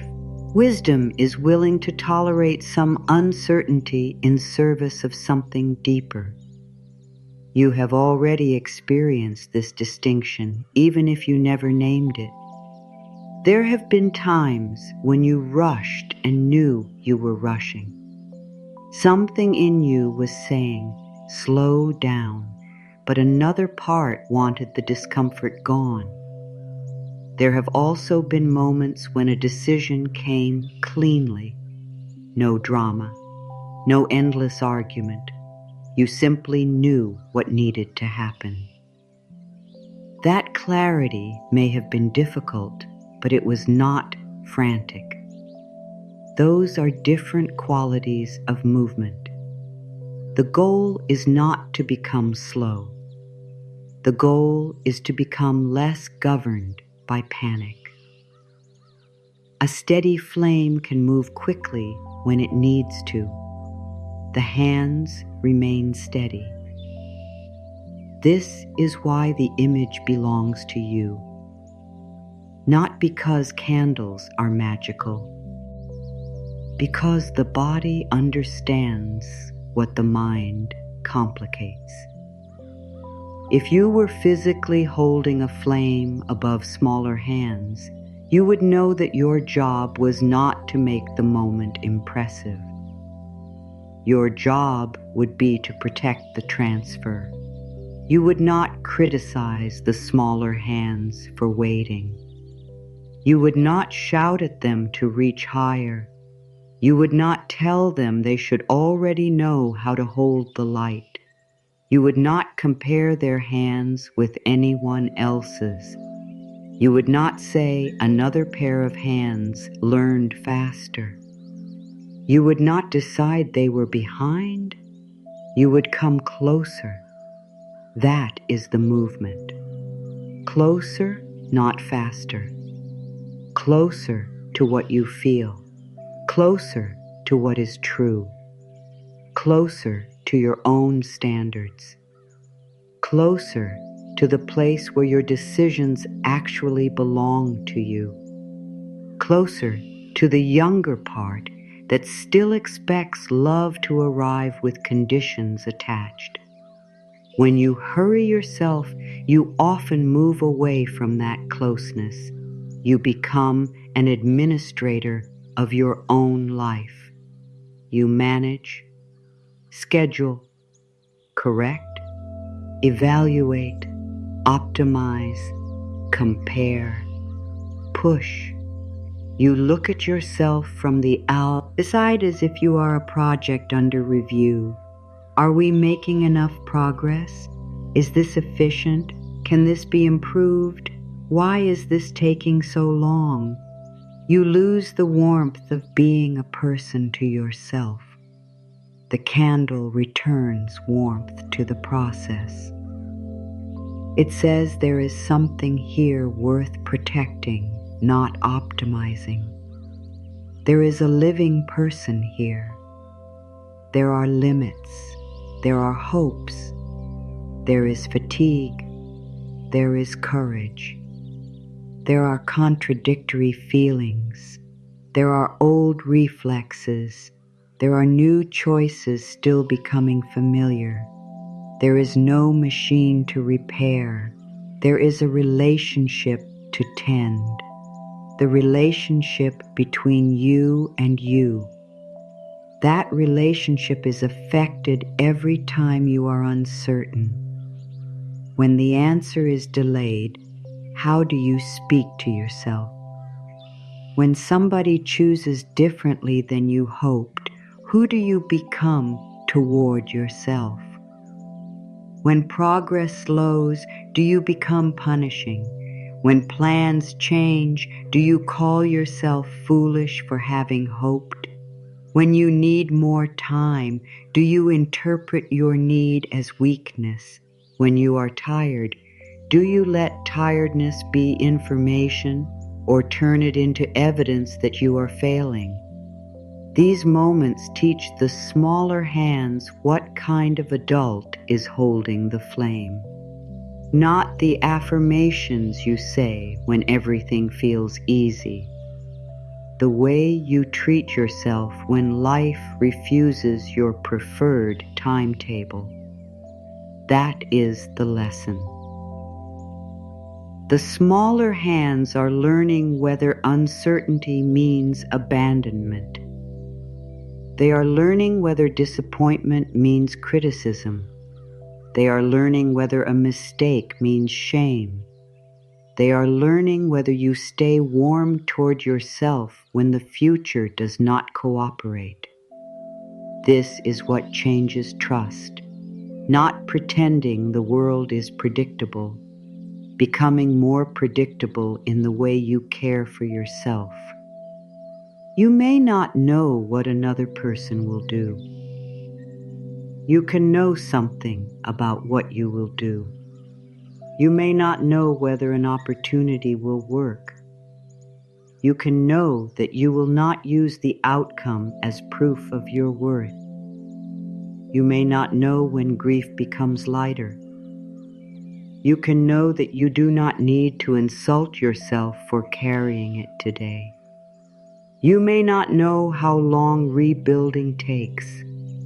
You can know that speed is not the only measure of progress. You may not know whether the path changes. You can know that you are permitted to evaluate each turn with the information available when you reach it. That is enough trust to begin. Not faith in a perfect outcome. Trust in your willingness to meet yourself there. You may resist even that. A tired part of you may say, I do not trust myself either. I have ignored my instincts. I have gone back. I have stayed too long. I have chosen badly. I have promised myself things and broken the promise. Then start smaller. You are not required to leap from distrust into certainty. You are allowed to become willing. If you cannot believe it yet, say only, I am willing to learn that my life does not need my constant urgency. That is enough. Willingness does not demand certainty. It does not ask you to feel transformed. It opens a small door. I am willing to learn that my life does not need my constant urgency. The sentence does not promise that life becomes easy. It does not promise immediate rewards. It says the old method is no longer the only method available. You can learn. That word matters. Learn. Not perform, not master immediately. Learn. You learned urgency. You can learn another pace. You learn to check. You can learn to wait without turning waiting into self-rejection. You learn to apologize quickly. You can learn to let yourself understand what you actually feel before speaking. You learned to prove. You can learn to belong to yourself without presenting evidence. You learn to call exhaustion dedication. You can learn that care is still care when it includes you. Learning has room for imperfect days. There will be a day when you check the phone 10 times. That does not erase anything. There will be a conversation you replay. There will be a deadline that activates every old reflex. There will be someone whose silence reaches a tender place. There will be a comparison that catches you before you catch it. There will be a morning when you wake up feeling behind before your feet touch the floor. that does not mean you have returned to the beginning. The grown hands are still grown. The flame is still there. The smaller hands are still worthy of warmth. You can recognize the rush after it happens. You can recognize it in the middle. Eventually, at times, you recognize it before you act. That is learning. No dramatic identity required. You do not need to become the calm person. You do not need another label to maintain. You only need increasing moments in which the old urgency is not automatically given the keys. That may look unimpressive from the outside. You wait before replying. Nobody applauds. You close the app. Nobody knows. You let another person's mood belong to them. No one posts about it. You leave the unfinished task for tomorrow because your concentration is gone. There is no certificate. You decline an invitation without writing a paragraph of explanation. There is no audience.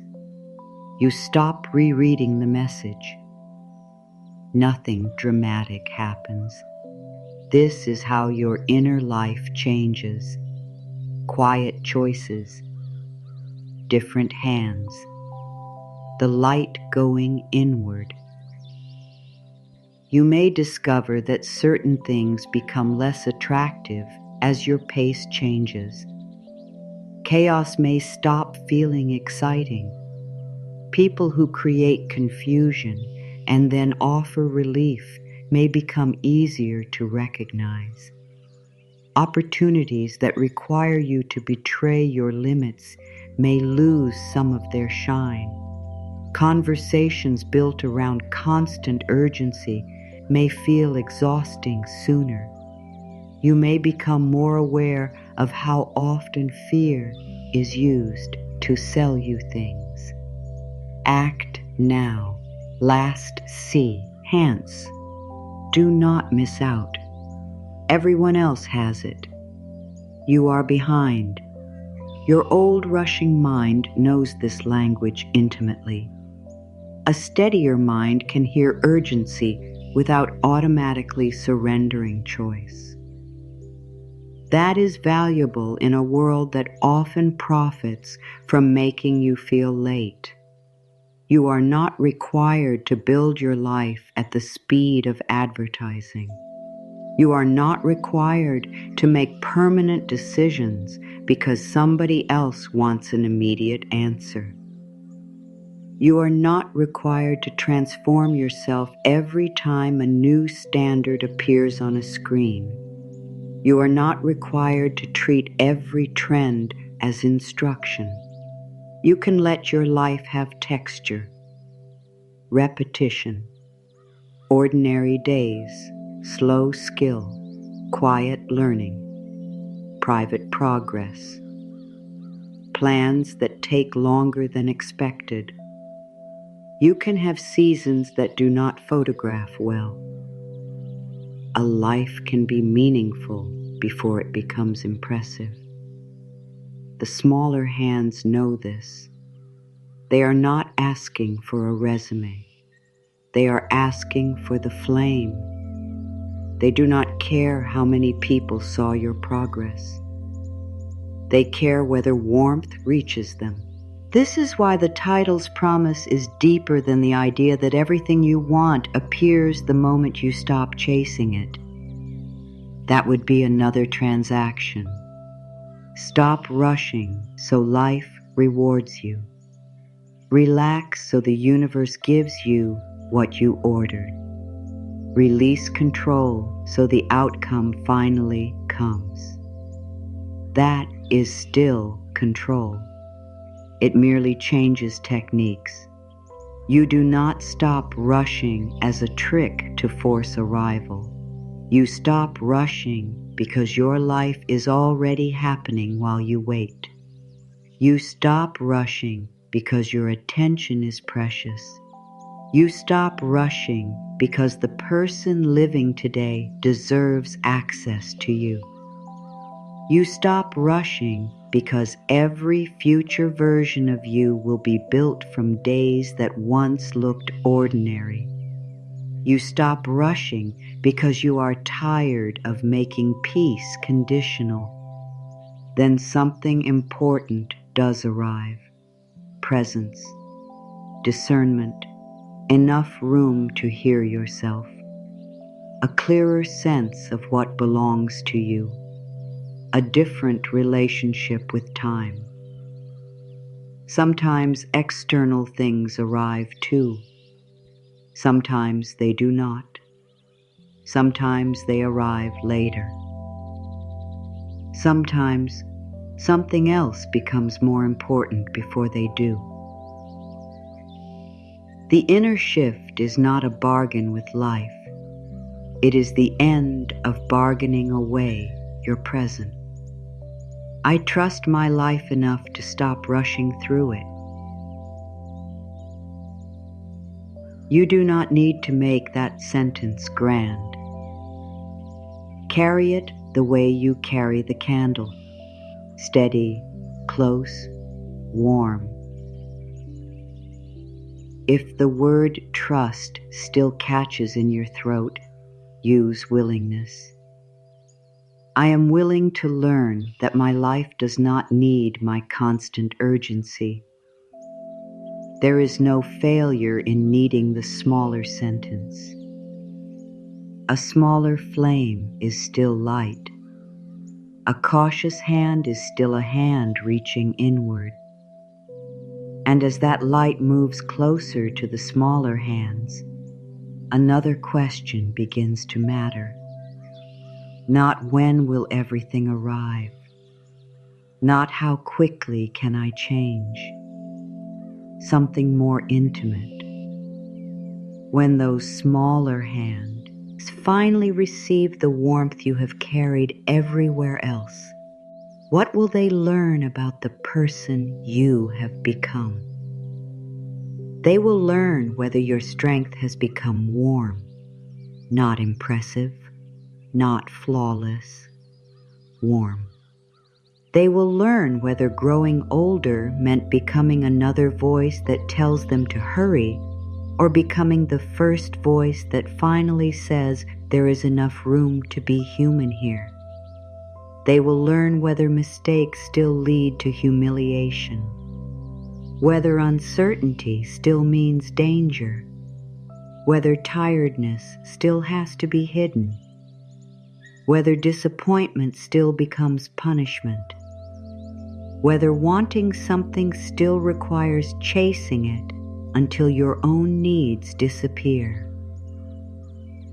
They will learn all of this from the way you hold the flame, not from what you promise on your best days, from what happens when you are frustrated, when plans move, when someone does not choose you, when your effort does not produce an immediate answer, when you need more time than your pride thinks you should, when you realize you misunderstood something, when the path becomes less clear instead of more clear. That is where the smaller hands watch. Will you tighten? Will you attack? Will you demand that they become easier to carry?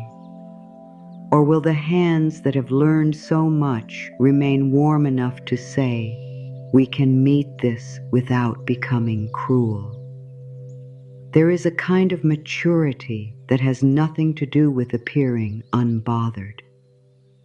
It is the ability to remain kind without becoming naive, to stay open without leaving yourself undefended, to be patient without tolerating harm, to care without surrendering every boundary, to hope without pretending every situation deserves another chance.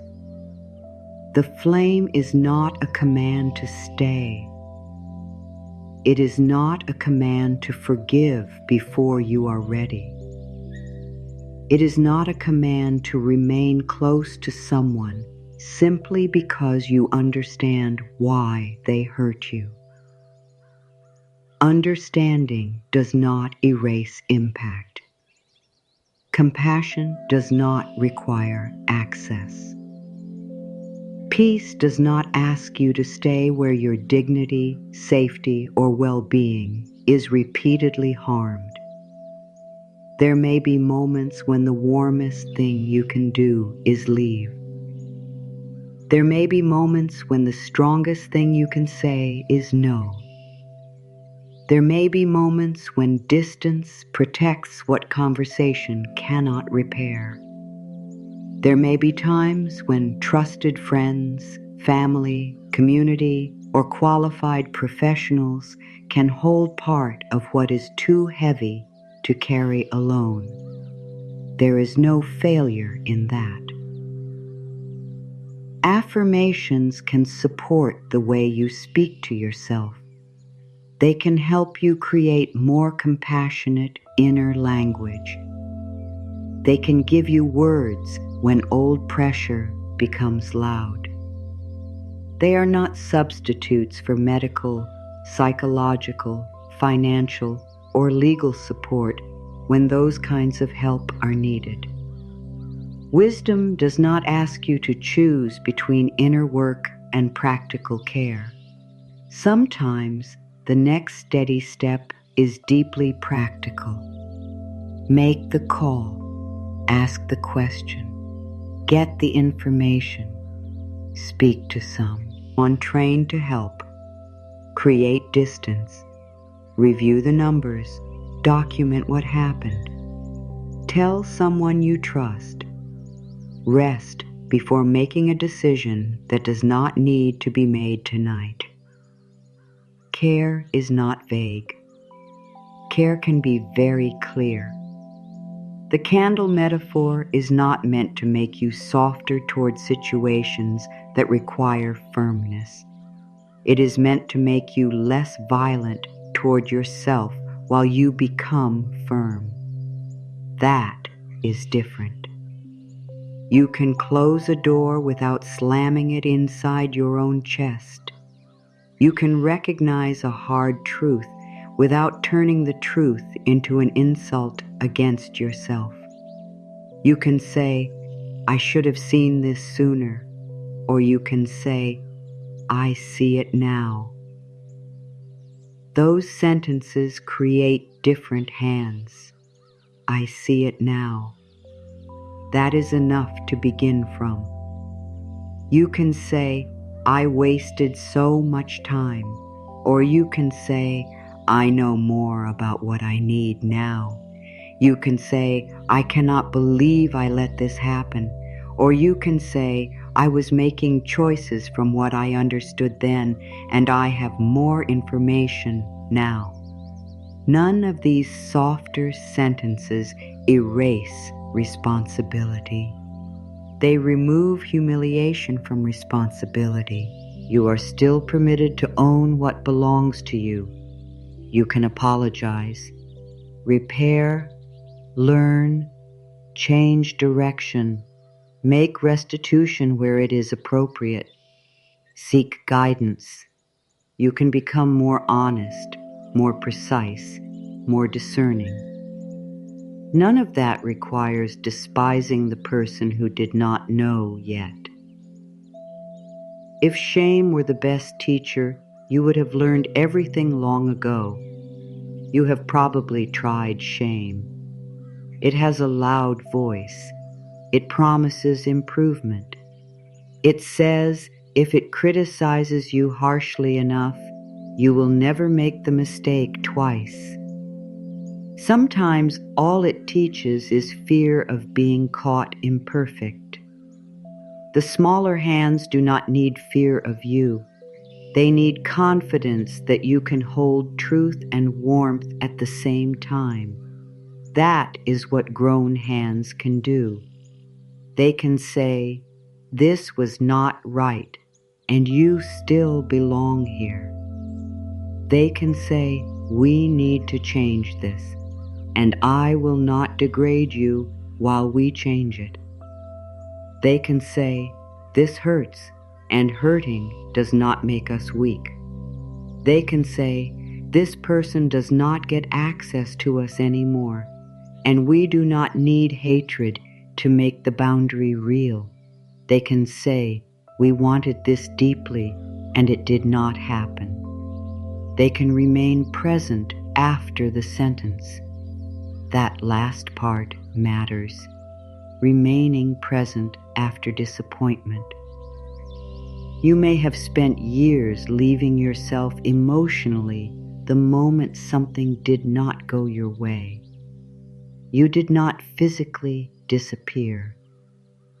You became harsh, impatient, embarrassed by your own hope. You acted as though wanting had been foolish. You tried to erase the part of you that cared.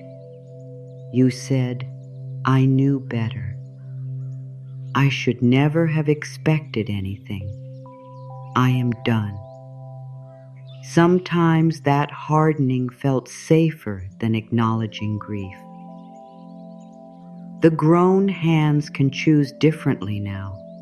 They can hold the candle through disappointment. No performance of positivity. No forced lesson. No demand that the loss become meaningful immediately. Just warmth staying where warmth is needed. There are chapters when that is the whole practice. Not turning pain into a philosophy. Not trying to become inspirational. Not extracting a lesson before the experience has even settled. Keeping your own hands warm enough to remain with yourself. That is not weakness. It is a form of steadiness rushing could never teach you. Rushing always says, leave this moment, go somewhere else, get beyond it, fix it, replace it, distract from it, become better than it. The flame says, come closer, see what is here, protect what is alive, then decide. That sequence changes things. See, protect, then decide. You do not have to decide from the first wave of fear. You do not have to decide from comparison. You do not have to decide from somebody else's impatience. You do not have to decide from the old belief that delay equals failure. You can let your grown hands hold the moment long enough for your own voice to become audible. Some decisions become simpler when the noise reduces. Do I actually want this? Do I feel respected here? Am I saying yes because I mean yes, or because I'm afraid of the consequences of no? Am I working toward this because it matters to me, or because I am trying to prove I did not waste my life? Am I waiting because patience is wise, or because I'm afraid to accept what the pattern has already shown me? Am I leaving because it is truly time, or because uncertainty makes me desperate for a clean ending? Am I pushing because action is needed, or because stillness makes me feel guilty? These questions do not need perfect answers. They need honest attention. A steadier pace creates that attention. You may begin to notice how much of your old rushing happened because you believed the future was always about to judge you. You treated each day like preparation for a verdict. Will I become successful enough? Will I be loved enough? Will I have enough? Will people respect me? Will I regret this? Will I finally prove that the difficult years led somewhere? The future became a courtroom too. You tried to arrive with enough evidence to defend your life. Look what I accomplished. Look what I survived. Look how much I improved. Look how useful I became. Look how disciplined I was. Look how much I produced. Surely now I am allowed to feel that I did not fall behind. But your life is not asking for a defense. The smaller hands are not holding a scorecard. They are not impressed by your speed. They are waiting to find out whether the adult carrying the flame knows how to bring warmth home. This is where the vow belongs, not as a contract with the universe, not as a demand for an outcome, as a promise made from one pair of hands to another. I carry this flame inward from my grown hands to the smaller hands within me. Let the sentence be enough as it is. I carry this flame inward from my grown hands to the smaller hands within me. The vow does not say you will never rush. It does not say you will never become afraid. It does not say uncertainty will stop affecting you. It says something about direction, inward. Some of the warmth comes home now. Some of the patience you gave others comes home. Some of the benefit of the doubt comes home. Some of the room to learn comes home. Some of the permission to be imperfect comes home. You have spent years being understanding when someone else was overwhelmed. You have told other people to take their time. You have said, you do not have to explain. You have said, get some rest. You have said, you did the best you could. You have said, one mistake does not define you. You have said, I understand why this is hard. Perhaps you meant those words when you offered them. The flame is asking whether they are permitted to travel in both directions. Outward and inward. Can the patience you give become something you receive from yourself? Can the compassion you offer become part of the atmosphere inside you? Can the standards you use to protect other people's humanity be used to protect your own? This is not selfishness. A flame does not become less useful because it also warms the hands carrying it. You do not serve anyone well by teaching yourself that your needs always come last. You do not become more loving by disappearing. You do not become more generous by treating your exhaustion as irrelevant. There is a difference between generosity and self-erasure. There is a difference between patience and self-betrayal. There is a difference between flexibility and never having a boundary. A slower inner pace gives you enough room to tell them apart.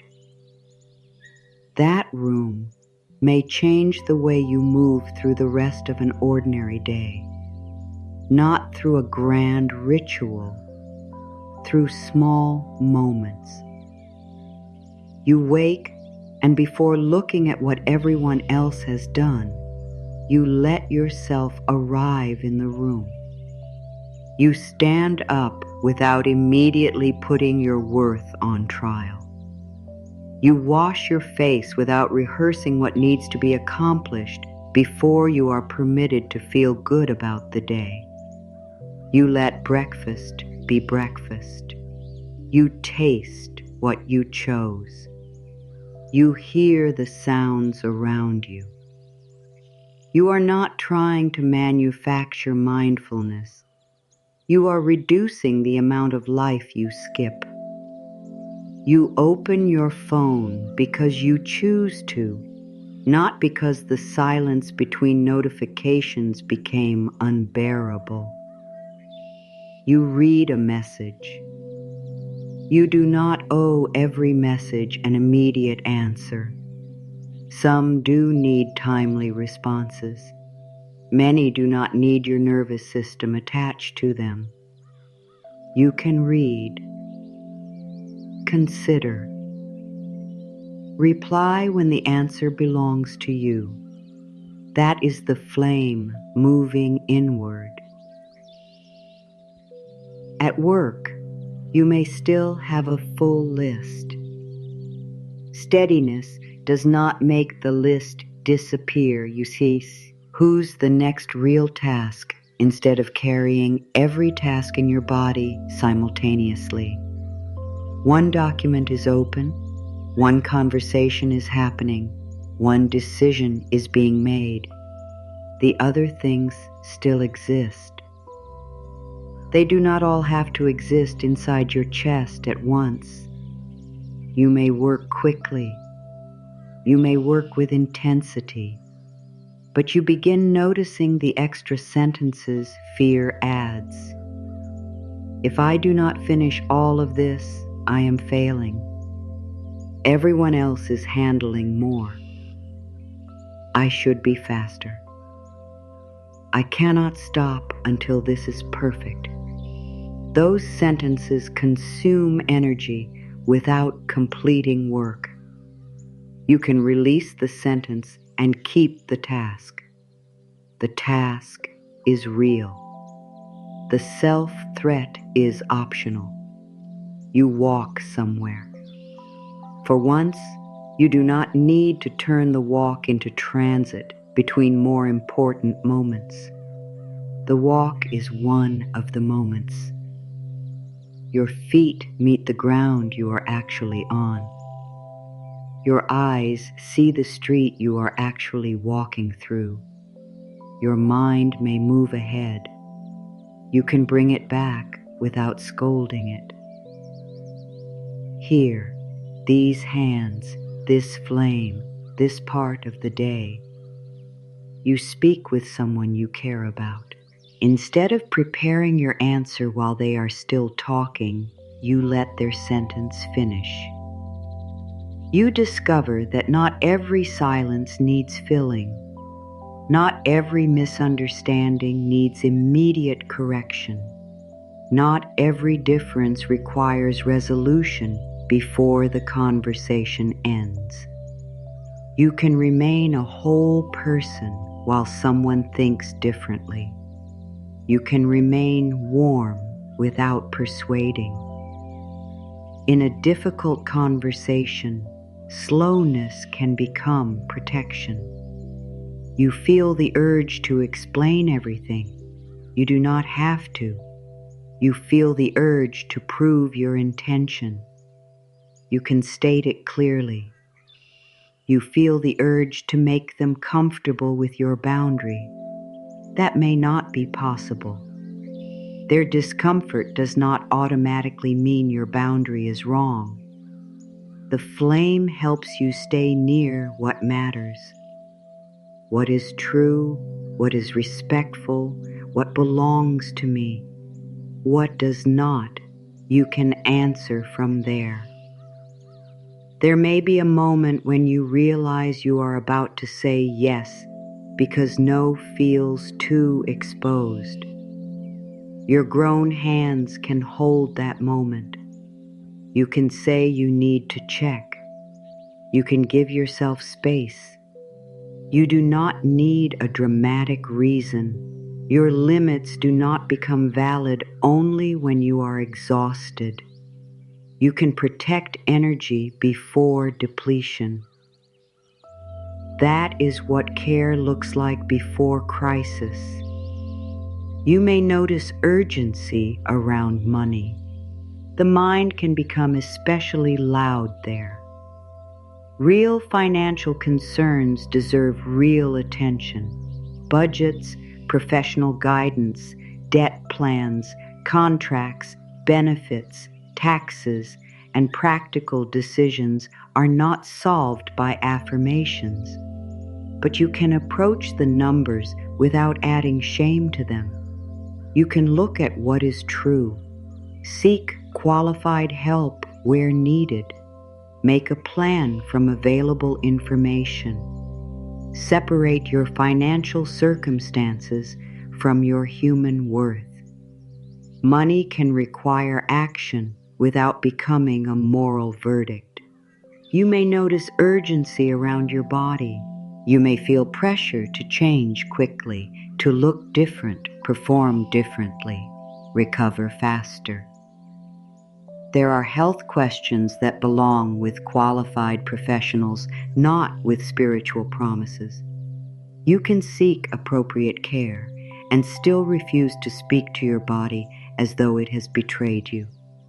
You can make practical choices without turning your reflection into an enemy. The flame belongs there too. Warm hands, clear action. No false guarantees. No shame. You may notice urgency around love. That is where smaller hands can become especially restless. Is this person staying? What did that message mean? Why did the tone change? Why have they not answered? Do they still care? Old uncertainty can move through the present very quickly. Before you chase reassurance, ask whether reassurance is what you need or whether clarity is needed. Those are not the same. Reassurance may quiet fear for an hour. Clarity looks at the pattern. Are words and actions aligned? Do you feel respected? Can needs be discussed? Are boundaries honored? Are you repeatedly being asked to tolerate confusion that benefits the other person? The flame does not tell you to wait forever. It helps you stop confusing pursuit with love. Love does not become more real because you exhausted yourself trying to secure it. There is a steadier kind of love that includes your own dignity. You may notice urgency around achievement, the sense that time is running out, that you need your life to become visible quickly. You see someone younger accomplish something and a number becomes a weapon. Their age, your age, the years between. Suddenly the mind decides life is late. But numbers do not know your history. They do not know what you survived. They do not know what responsibilities you carried. They do not know which dreams changed. They do not know the years spent learning something that does not show on a resume. They do not know that a life can begin in new directions many times. You can respect time without worshiping comparison. There are practical windows in life. There are deadlines. There are choices affected by age, health, resources, or circumstance. You can acknowledge reality without turning reality into contempt. You can make informed decisions without treating yourself as a failed schedule. This is the grown hand way. Truth without cruelty. Action without panic. Care without fantasy. Hope without self-abandonment. You may want a word to carry with you as this begins becoming more familiar, not a command, a quality, steady. If that word speaks to the pace you want to practice, you can leave steady in the comments. Not as a promise to perform calmness, as a small marker that says you are learning to keep your hands warm while life unfolds. Then leave the word there. You do not need to prove it. You do not need to become it perfectly tomorrow. Word can be a direction without becoming a demand. Steady when the answer is delayed. Steady when excitement arrives too. Because rushing does not happen only in fear. You can rush good things. A new relationship begins and the mind leaps 10 chapters ahead. A new opportunity appears and you immediately build your entire identity around it. You receive praise and start wondering how to maintain it forever. Something beautiful enters your life, and instead of experiencing it, you begin protecting yourself from losing it. Slowing lets joy arrive too. Not only relief, joy needs room. Pleasure needs attention. Receiving needs presence.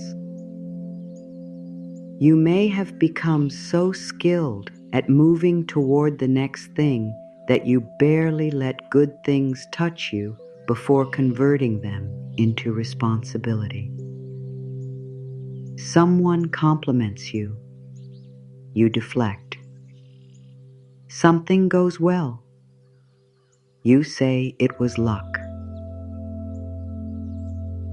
A quiet evening appears. You fill it.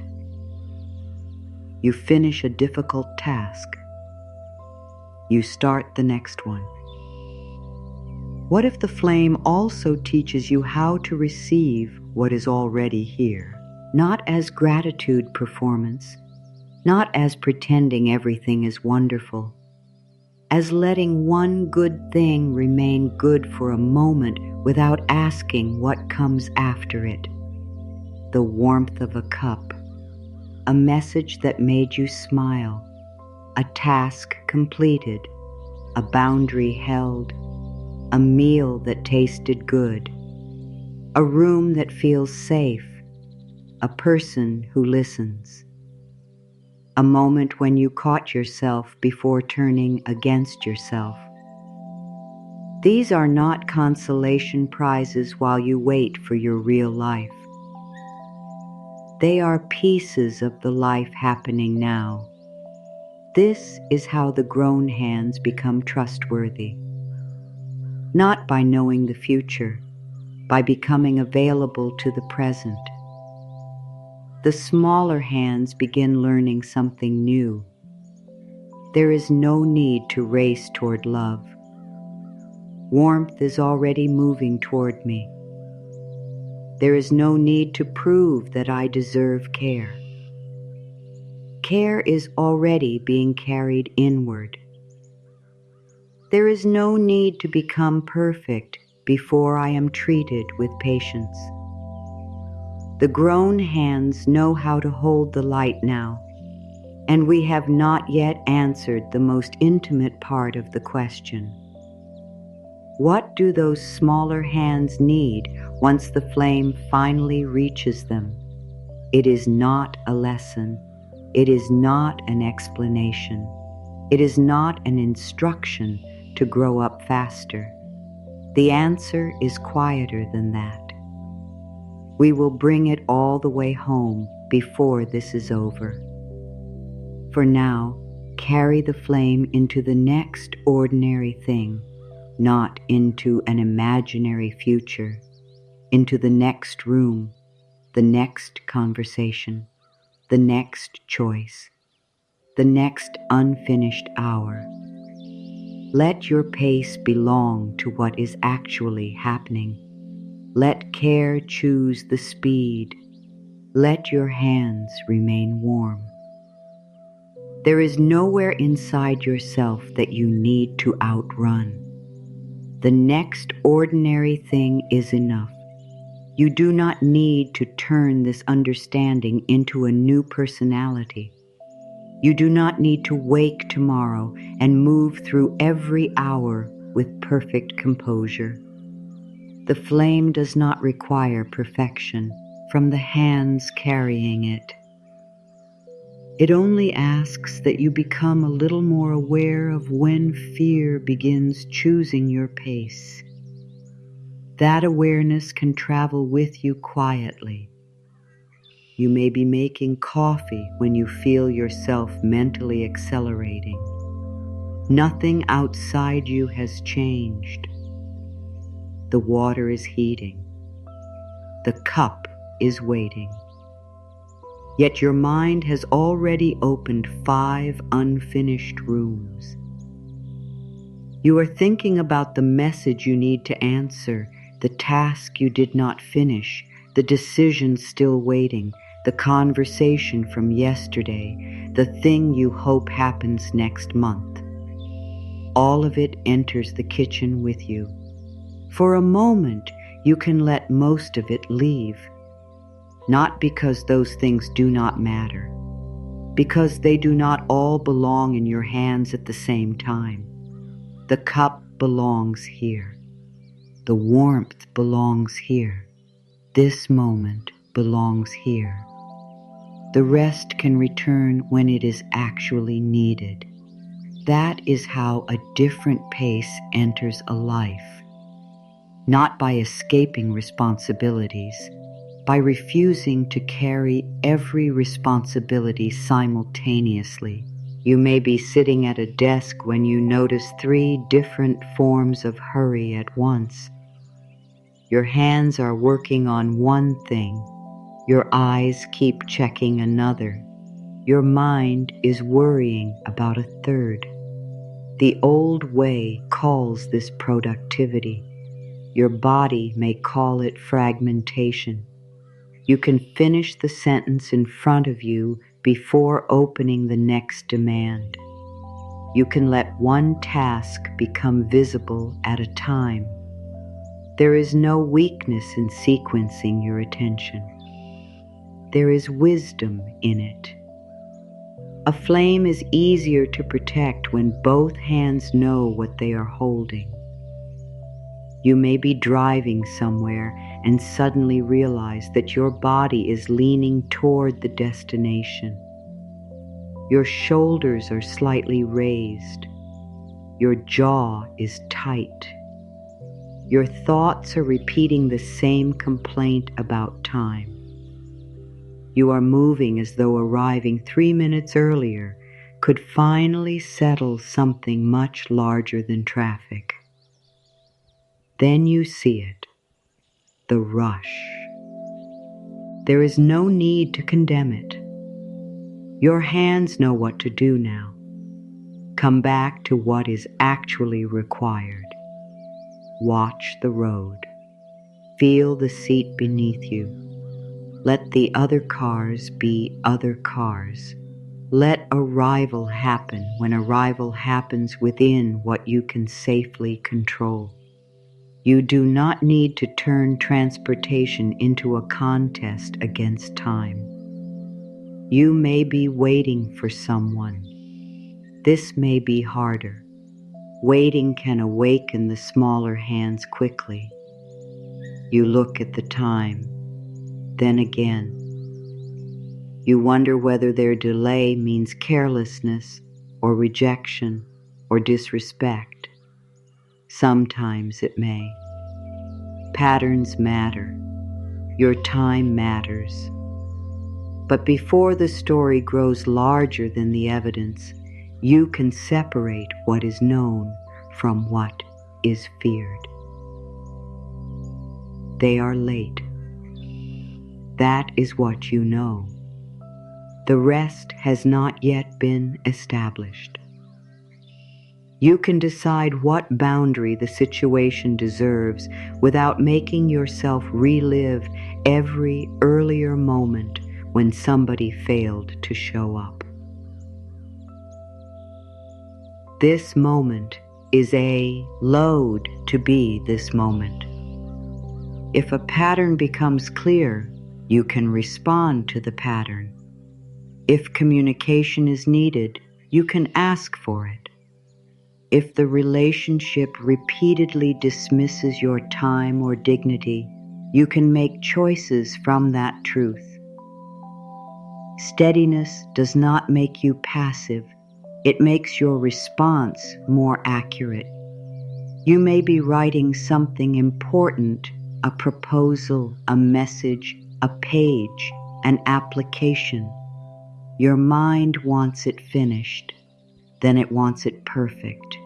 Then it wants reassurance that it will be received well. The work has not even left your hands, and fear is already trying to live inside somebody else's reaction. Bring the flame back. What belongs to you right now? The next honest sentence, not the entire response of the world. The next sentence. You may discover that life feels more manageable when you stop requiring each action to carry the weight of your whole future. This conversation does not have to determine everything. This email does not have to prove your worth. This choice does not have to explain your entire life. This day does not have to redeem every difficult year. One moment can be important without becoming absolute. That is another form of warmth. You stop handing the smaller hands impossible assignments. Make this work or we are unsafe. Make them love us or we are unworthy. Get this right or we have failed. Do not lose this opportunity or there may never be another. Become successful soon or all the effort meant nothing. Those are enormous burdens for small hands. No wonder they tremble. Your grown hands can take those burdens away, not by promising that every outcome will be favorable, by refusing to make one outcome carry your entire identity. You can want something greatly and still remain larger than its answer. You can be disappointed without becoming diminished. You can be rejected without becoming rejectable. You can make a mistake without becoming a mistake. You can change direction without making the earlier direction meaningless. You can outgrow a goal without insulting the person who once wanted it. You can stop running towards something and discover that stopping was not quitting, it was listening. Sometimes you have been so afraid of wasting time that you continued spending time on what no longer fit. That is one of urgency's quieter tricks. It says you must keep going because you already went this far. You have already invested years, already tried so hard, already explained so much, already built so much, already endured so much. Stopping would make the past pointless. But the past does not become pointless because the future changes. Experience remains experience. Learning remains learning. You are permitted to receive what a chapter taught without living inside the chapter forever. The candle can move. Warmth is not loyalty to an old room. It travels with you. This can matter in wiki orc. You may have pursued a role because it represented security, recognition, or proof that you had made the right choices. Then one day, the role feels smaller than your life. The old rushing voice says, "Keep climbing. Do not waste what you built." The steadier voice asks what the flame is protecting now. Sometimes the answer is still this work. Sometimes the answer is a change. Sometimes you do not know yet. Not knowing does not require an immediate resignation or an immediate recommitment. It may require honest observation, conversation, research, practical planning, support. Enough time to distinguish temporary exhaustion from a deeper change in direction. There is no prize for making life-altering decisions quickly just to escape ambiguity. The same is true in relationships. You may feel pressure to know. Is this forever? Is this right? Should I stay? Should I leave? Some situations become clear through pattern and safety, and action should not be delayed when harm is present. Other situations need honest communication and time. The grown hands do not confuse patience with self-erasure. They do not confuse intensity with intimacy. They do not call constant anxiety chemistry. They do not interpret every difficult moment as destiny. They look, they listen, they ask whether warmth can exist alongside truth. You are not required to chase someone in order to prove love. You are not required to become smaller so someone else can remain comfortable. You are not required to wait indefinitely for basic respect. You are not required to move faster than your own clarity because another person fears uncertainty. Your pace belongs to you too. There may be a tenderness in realizing how often you gave other people control over your inner clock. A delayed response could alter your whole evening. A changed tone could accelerate your thoughts. Someone else's indecision could put your entire life on hold. Their approval could make you feel ahead. Their withdrawal could make you feel behind. The smaller hands learn to watch other people's faces for timing.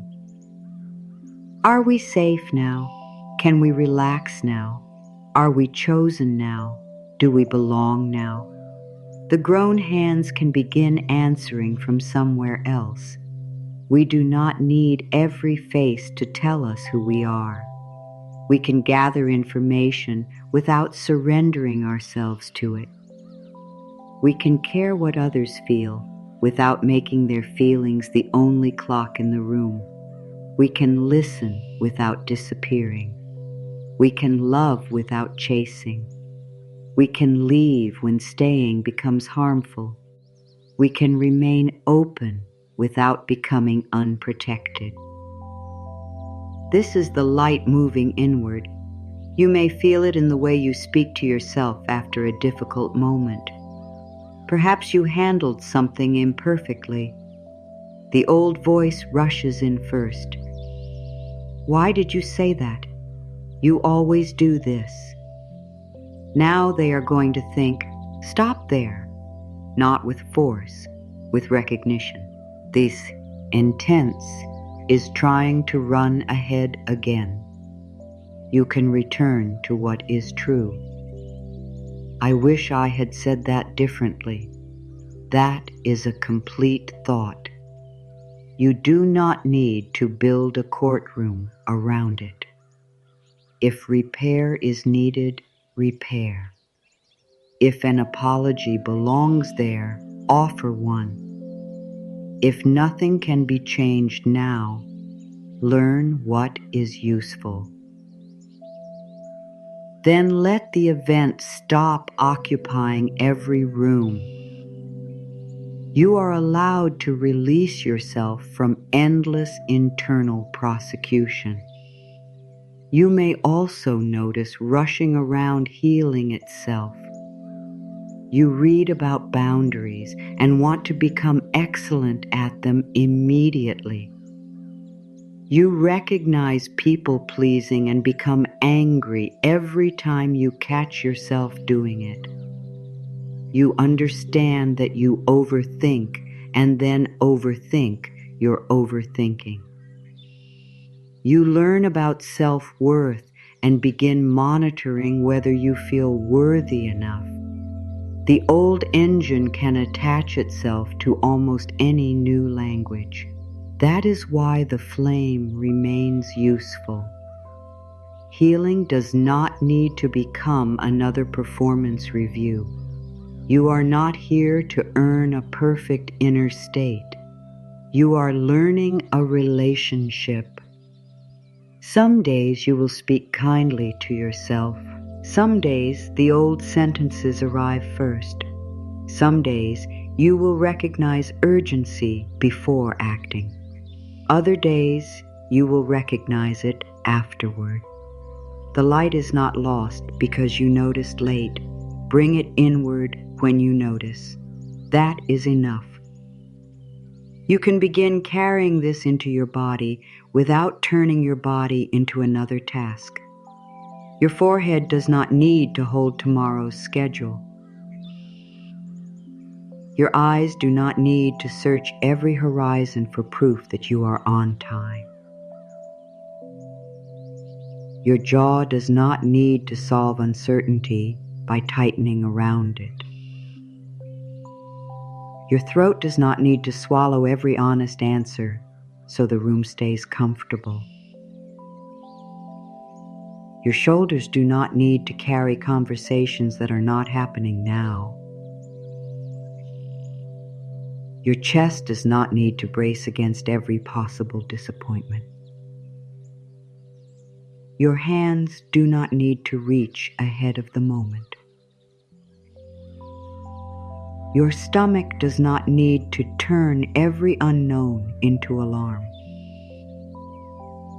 Your back does not need to support an imaginary future all at once.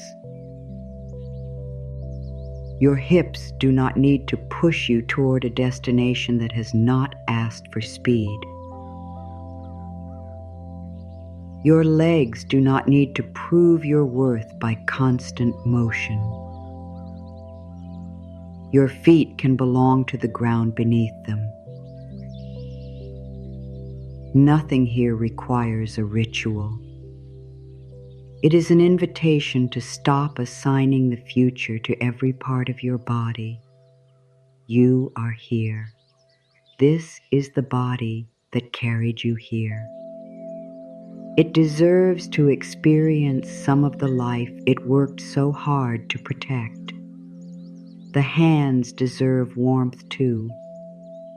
You may want to place them together for a moment someday, not because you have to, but because you remember the image. Grown hands, smaller hands. One flame, no distance that needs to be conquered.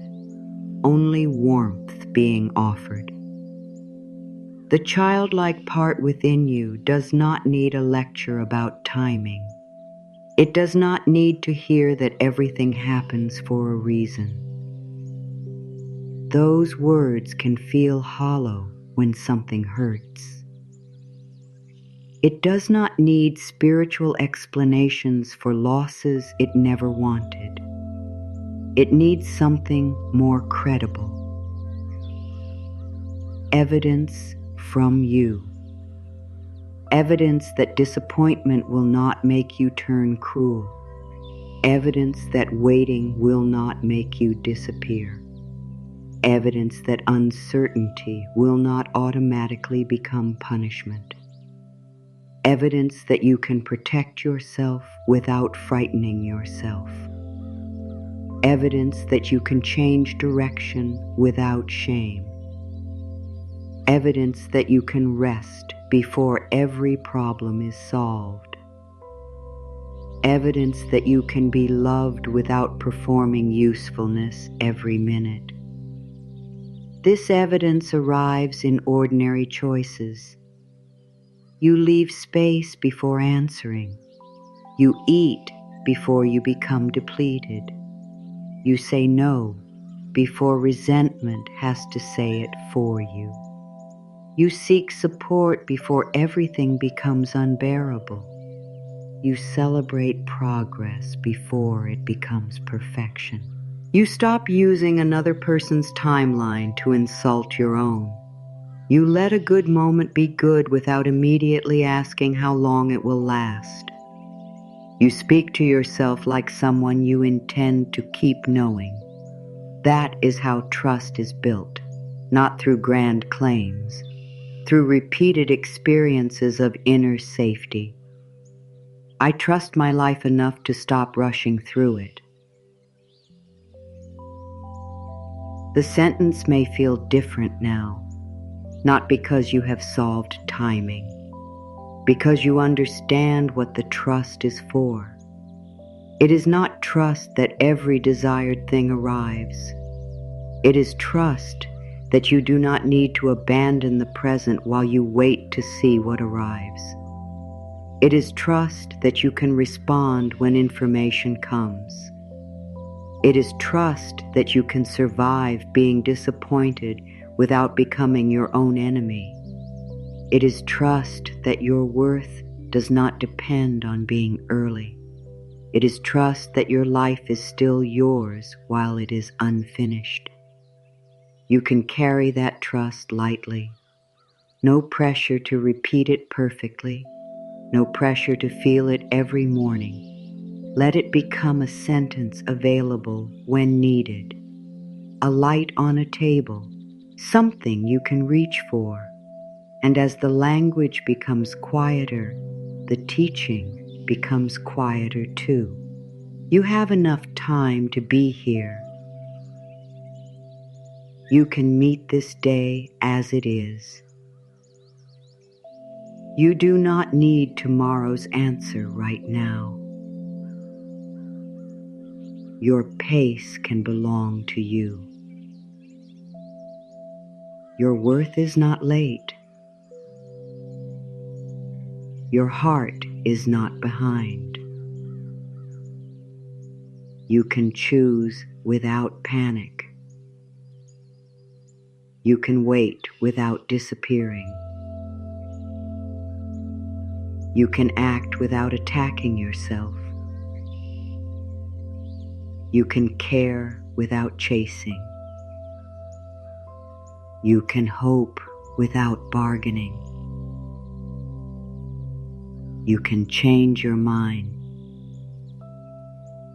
You can take your time where time is available.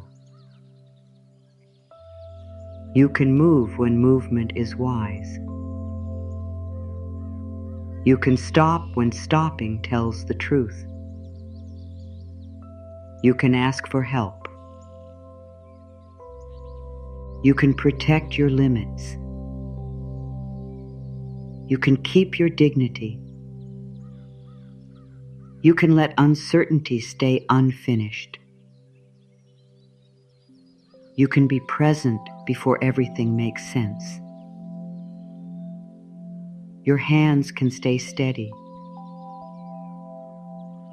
Your light can stay near. You do not need to push the flame forward. You do not need to prove its brightness. You do not need to compare it. You do not need to hide it. You can carry warmth inward. You can receive your own care. You can become easier to live with from the inside. You can be patient with what is still learning. You can be firm with what harms you. You can be open without being unguarded. You can be hopeful without being hurried. You can let today remain today. You can let one task be one task, one conversation, one answer, one step, one choice, one moment. Enough for now. warm hands, clear eyes, a steady heart, no race, no proving, no chasing. Care chooses the pace. Warmth comes home. The flame is here. You are here. And before this light is finally placed into those smaller hands, there is one last thing they need from you. Not another promise about the future, not another instruction, something far more tender. They need to discover that they are not required to grow faster in order to deserve the light. They do not need to become older inside. They need to discover that the person you are now can come close without demanding transformation first. Those smaller hands do not need to prove they can hold the flame perfectly. They do not need to explain why they once became frightened. They do not need to justify why waiting still touches something tender. They do not need to stop wanting reassurance before they are worthy of your care. They do not need to become fearless before warmth reaches them. This is what your grown hands can finally teach. The light does not arrive as a reward for improvement. It arrives because those hands belong to you. Think about how different that lesson is from the one urgency taught. Urgency said, move first and then rest. Achieve first and then feel enough. Make everyone comfortable and then consider what you need. Become useful and then receive love. Solve the uncertainty and then breathe. Reach the destination and then appreciate yourself. The candle says something quieter. Warmth first. Not because nothing else matters, because a human being does not need to earn the conditions required to remain human. You can make a difficult decision while treating yourself with warmth. You can work towards something important while treating yourself with warmth. You can face consequences while treating yourself with warmth. You can admit that you were wrong while treating yourself with warmth. You can grieve what did not happen. You can close something that once mattered. You can begin something without knowing where it leads. You can wait for information. You can change direction. Warmth does not weaken any of those actions. It may be what keeps you from losing yourself inside them. The smaller hands have waited a long time for that distinction. They may have believed that love arrived after performance, that safety arrived after preparation, that approval arrived after usefulness, that peace arrived after everything was finished. Now the grown hands lower the candle without asking for proof. There is no interview, no examination, no question about whether the younger part has improved enough. The flame comes closer. Those hands can remain exactly as they are. Small, open, uncertain. Ready only in the way open hands are ready. And your job is not to force them to close around the light. Your job is to bring warmth within reach. that is all. This may be the answer to more of your rushing than you expected. You were not always trying to arrive at an external destination. Sometimes you were rushing toward the emotional permission you believed the destination would give you.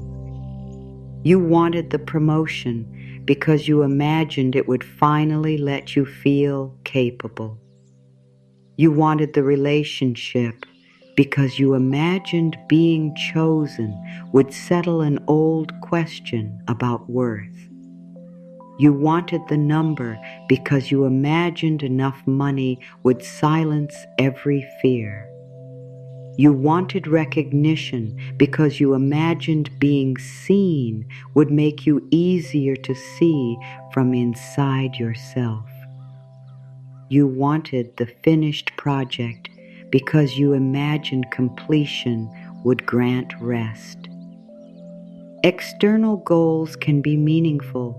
They can matter deeply, but no achievement can permanently carry a job that belongs to your relationship with yourself. A promotion cannot spend every evening assuring you that you matter. A partner cannot be responsible for making every younger fear disappear. Money deserves practical care, but no number can promise that uncertainty will never visit. Recognition can feel wonderful, but applause is temporary sound. Completion does not teach a racing mind how to stop creating another finish line. The flame belongs closer than all of those things. It belongs in your own hands. This does not make external dreams unimportant. It makes them lighter to hold. You can pursue work because the work matters, rather than because success must rescue your identity. You can love someone because love is alive, rather than because being chosen must prove you deserve existence. You can improve your finances through practical steps without using money as a score for your humanity. You can build, create, study, earn, change, reach. There is room for all of it.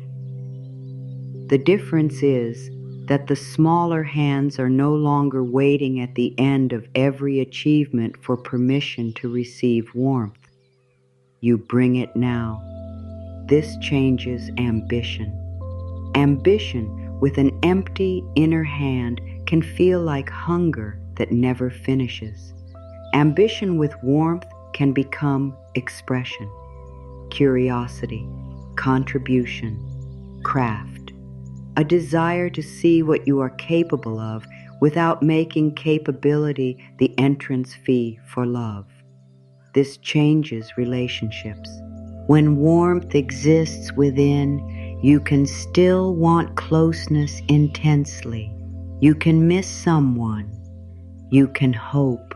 You can feel tenderness, but you become less willing to confuse pursuit with proof. You can ask for clarity instead of chasing fragments. You can see a pattern without arguing with it for months because the answer hurts. You can admit that you want more than someone can offer. You can walk away while still caring. You can stay when something is healthy without trying to predict how long every good thing lasts. You can experience love in the tense it is actually happening. This changes waiting. Waiting no longer becomes an empty hallway between real moments. You begin to understand that your life has never been suspended. you were living during the application, during the unanswered email, during the uncertain relationship, during the rebuilding, during the search, during the recovery, during the years when nothing looked dramatic enough to call a breakthrough. Those were not blank pages. You were there. The question is whether you were permitted to be there without constantly being told to become somewhere else. Now you can give yourself that permission. You can stop using the future as a place where kindness is stored. Bring some back. Bring it into the room you are in. Bring it into this age, this body, this level of understanding, this unfinished version of your plans, these grown hands, these smaller hands, this flame. There is enough light for this part. That does not mean you know what happens next. It means you stop treating not knowing as an insult. Something in you may still ask for dates. How long? When? When does the change become visible? When does the thing I want arrive? No affirmation can honestly answer that. No caring voice should pretend it can. What can change is the way the question lives inside you. When stops becoming a siren, it becomes a question with no answer yet. You can set it down. You can return when new information appears. You can make practical plans where planning is useful. You can set reminders, deadlines, boundaries, appointments, next steps. You can follow up when follow-up makes sense. Then you can stop mentally following up every 5 minutes. The world does not require your constant internal supervision. Your plans are not kept alive by worrying about them every hour. The people who care about you do not need you to anticipate every problem before it exists. Your future is not made safer by repeatedly frightening the present. There are parts of life that unfold while you are doing something else. A skill grows between practice sessions. Understanding settles after the conversation ends. Confidence can form through ordinary repetitions that feel unimpressive while they happen. A boundary becomes easier after you live through the discomfort of keeping it. Self-respect grows each time you discover that another person's disappointment did not destroy you. Trust develops through evidence, quiet evidence. You said no. You survived the silence. You waited before answering. You survived not knowing. You asked for help. You survived being seen needing help. You made a choice without certainty. You adjusted when new information appeared. You lost something. You remained a person worthy of care. You hoped. You were disappointed. Your hands stayed warm. This is how the smaller hands learn, not through speeches, through experience. They begin to understand that the grown person they became is not another authority standing above them with a stopwatch. You are not counting how long they take. You are not comparing them. You are not shaking the flame because somebody else's hands received theirs sooner. You are here. That resolves the question we carried with us. What do the smaller hands need from the grown hands? They need the adult self to bring warmth without demanding that the younger self hurry up and become someone else. That is the gift. Not speed, not explanation, not correction. Warmth without a deadline. You may have been waiting for life to give you exactly that. A place where you could arrive unfinished. A relationship in which you could be loved before becoming easier. A moment that did not ask you to earn it. You can begin offering some of that experience inward. It does not replace healthy relationships. It does not mean you never need other people. Human beings need connection. Support matters. Community matters. Safe love matters. Being witnessed matters.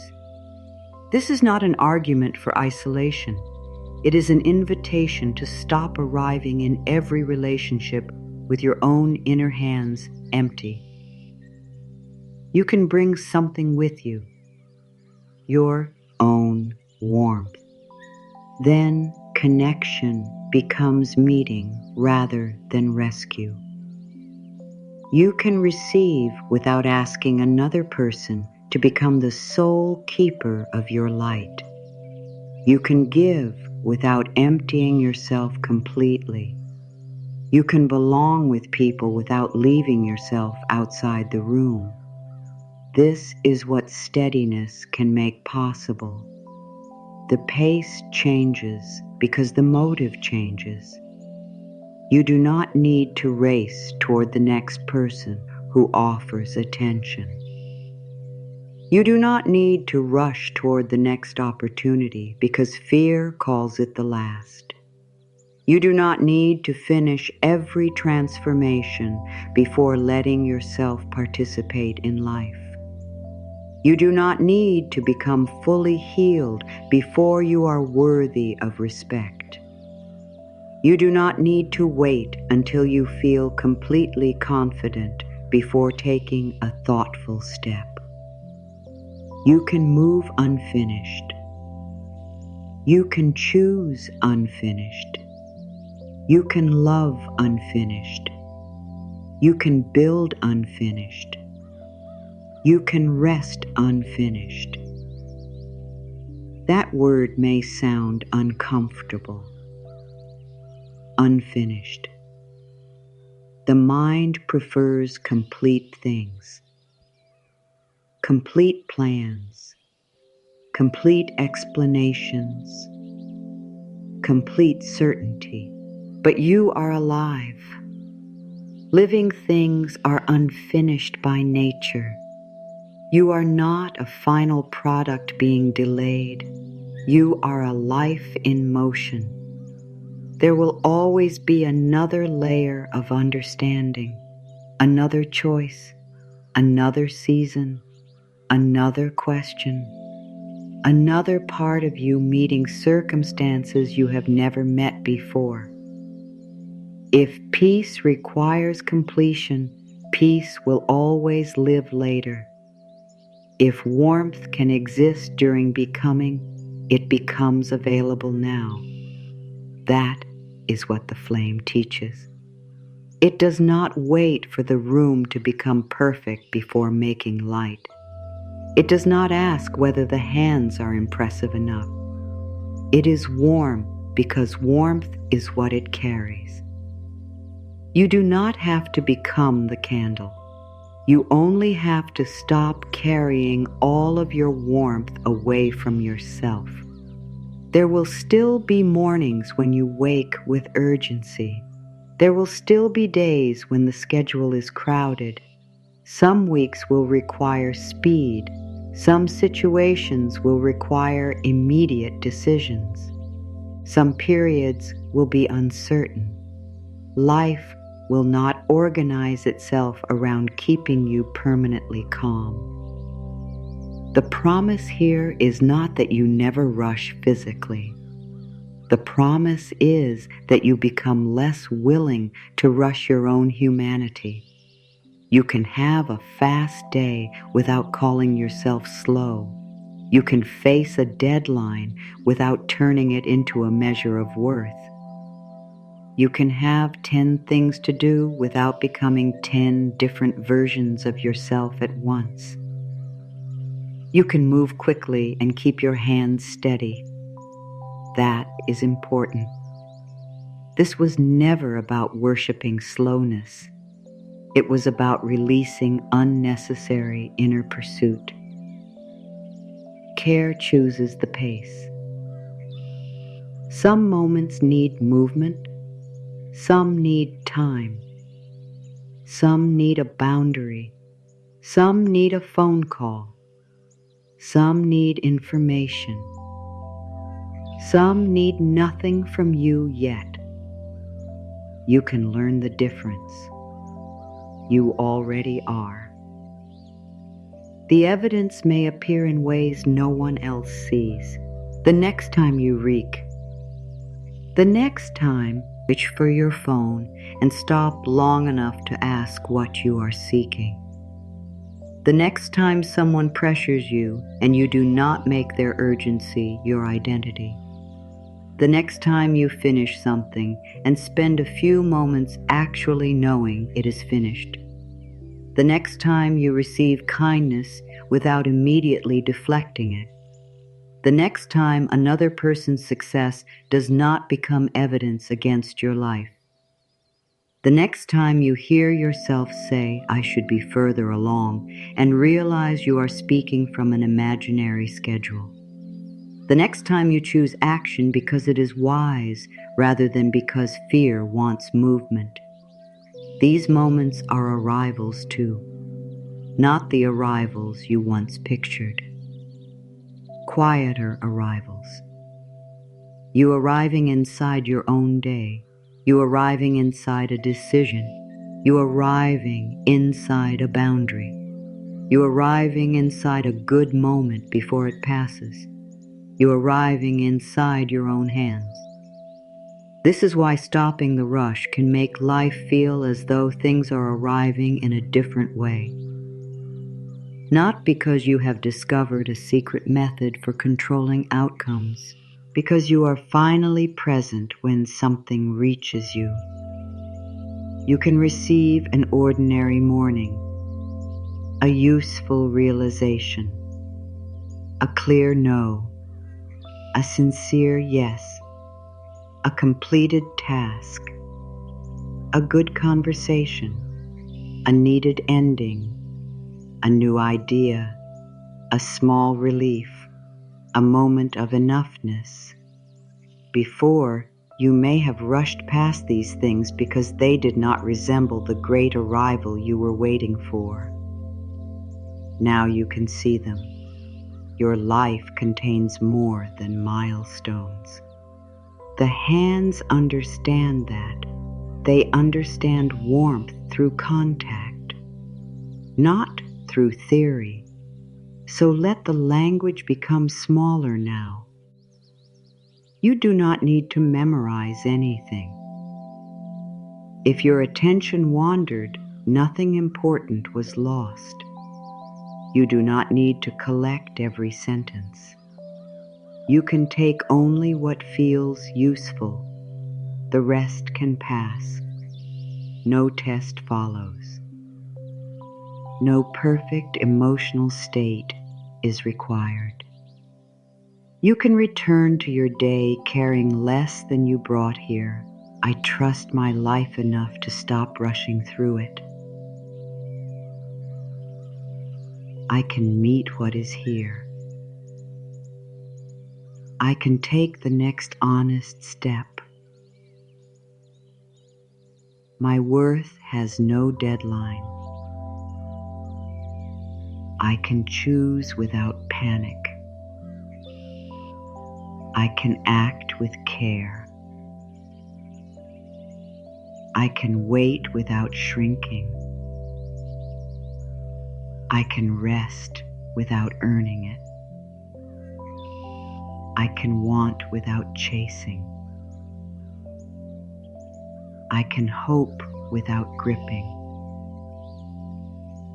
I can receive without fear. I can speak when I am ready. I can listen to myself. I can protect what matters. I can change direction. I can ask for support. I can respect my limits. I can let a question remain open. Once, I can live before everything is solved. I can stop measuring myself against another life. I can stop making speed mean worth. I can let progress be quiet. I can let learning take time. I can be unfinished and loved. I can be uncertain and worthy. I can be disappointed and whole. I can move without fleeing. I can stop without failing. I can care for these hands. I can carry warmth inward. I can keep the flame close. My hands are steady. My pace is mine. My life is here. I am here. No race. No proving. No pursuit yet. Warm hands. Open hands. Steady light. Care first. Truth first. One step. This moment. Enough. Here. The future does not need to be dragged closer. What belongs to tomorrow can meet you there. What requires action today can receive your action. What requires a boundary can receive your boundary. What requires help can receive help. What requires time can have time. You do not have to turn every unknown into an emergency. You do not have to run toward every possibility. You do not have to become someone else before you are permitted to hold your own life with care. Your grown hands know more now. Not everything. Enough. They know how urgency feels. They know what comparison costs. They know the difference between useful action and inner attack. They know that warmth and firmness can exist together. They know that trust does not mean giving away discernment. They know that slowing within yourself does not mean refusing practical reality. They know how to bring the flame closer. The smaller hands know something now, too. They are not waiting for the future adult to arrive. You arrived, not perfectly, not without scars, not with every answer. You arrived with hands capable of holding warmth. That is what they needed. No lecture, no command, no timetable. You do not need to tell them to grow. You do not need to tell them everything turns out exactly as hoped. You do not need to promise a life without loss. You only need to stop withholding tenderness until they become easier to carry. The candle passes. The hands meet. Nothing spectacular has to happen. No announcement. No proof. Just warmth moving from where you always sent it to the place that had been waiting. And in that moment, rushing loses one of its oldest jobs. It no longer has to carry you toward permission. Permission is here. It no longer has to carry you toward worth. Worth is here. It no longer has to carry you toward your own attention. You are here. There will still be destinations, dreams, plans, people you hope to meet, work you hope to make, changes you hope to see. Go toward what matters. Build what matters. Protect what matters. Love what matters. Just do not make yourself run ahead as payment for wanting it. Let life unfold at the intersection of effort and reality. Do your part. Let other people own theirs. Let time keep what belongs to time. Let your hands keep what belongs to you. Warmth, discernment, care, choice, presence. You once believed the faster you moved, the sooner your life could begin. Now another possibility is open. Your life was never waiting at the finish line. It was under your feet while you hurried. It was in your hands while you reached forward. It was in the ordinary hours you called transition. It was in you while you waited to arrive. You can stop rushing through it, not because everything outside you is guaranteed to arrive on your preferred schedule, because you no longer need to miss yourself while finding out. You can meet what comes when it comes. You can respond. You can choose. You can adjust. You can protect yourself. You can receive. You can begin again where beginning is needed. You can let something end where ending is true. You can keep your hands warm through all of it. Life loves you. The candle is close now. The smaller hands are open. The grown hands do not hurry them. There is enough warmth for this moment. There is enough light to see what is here. Nothing inside you needs to race toward the flame anymore. The flame has come home.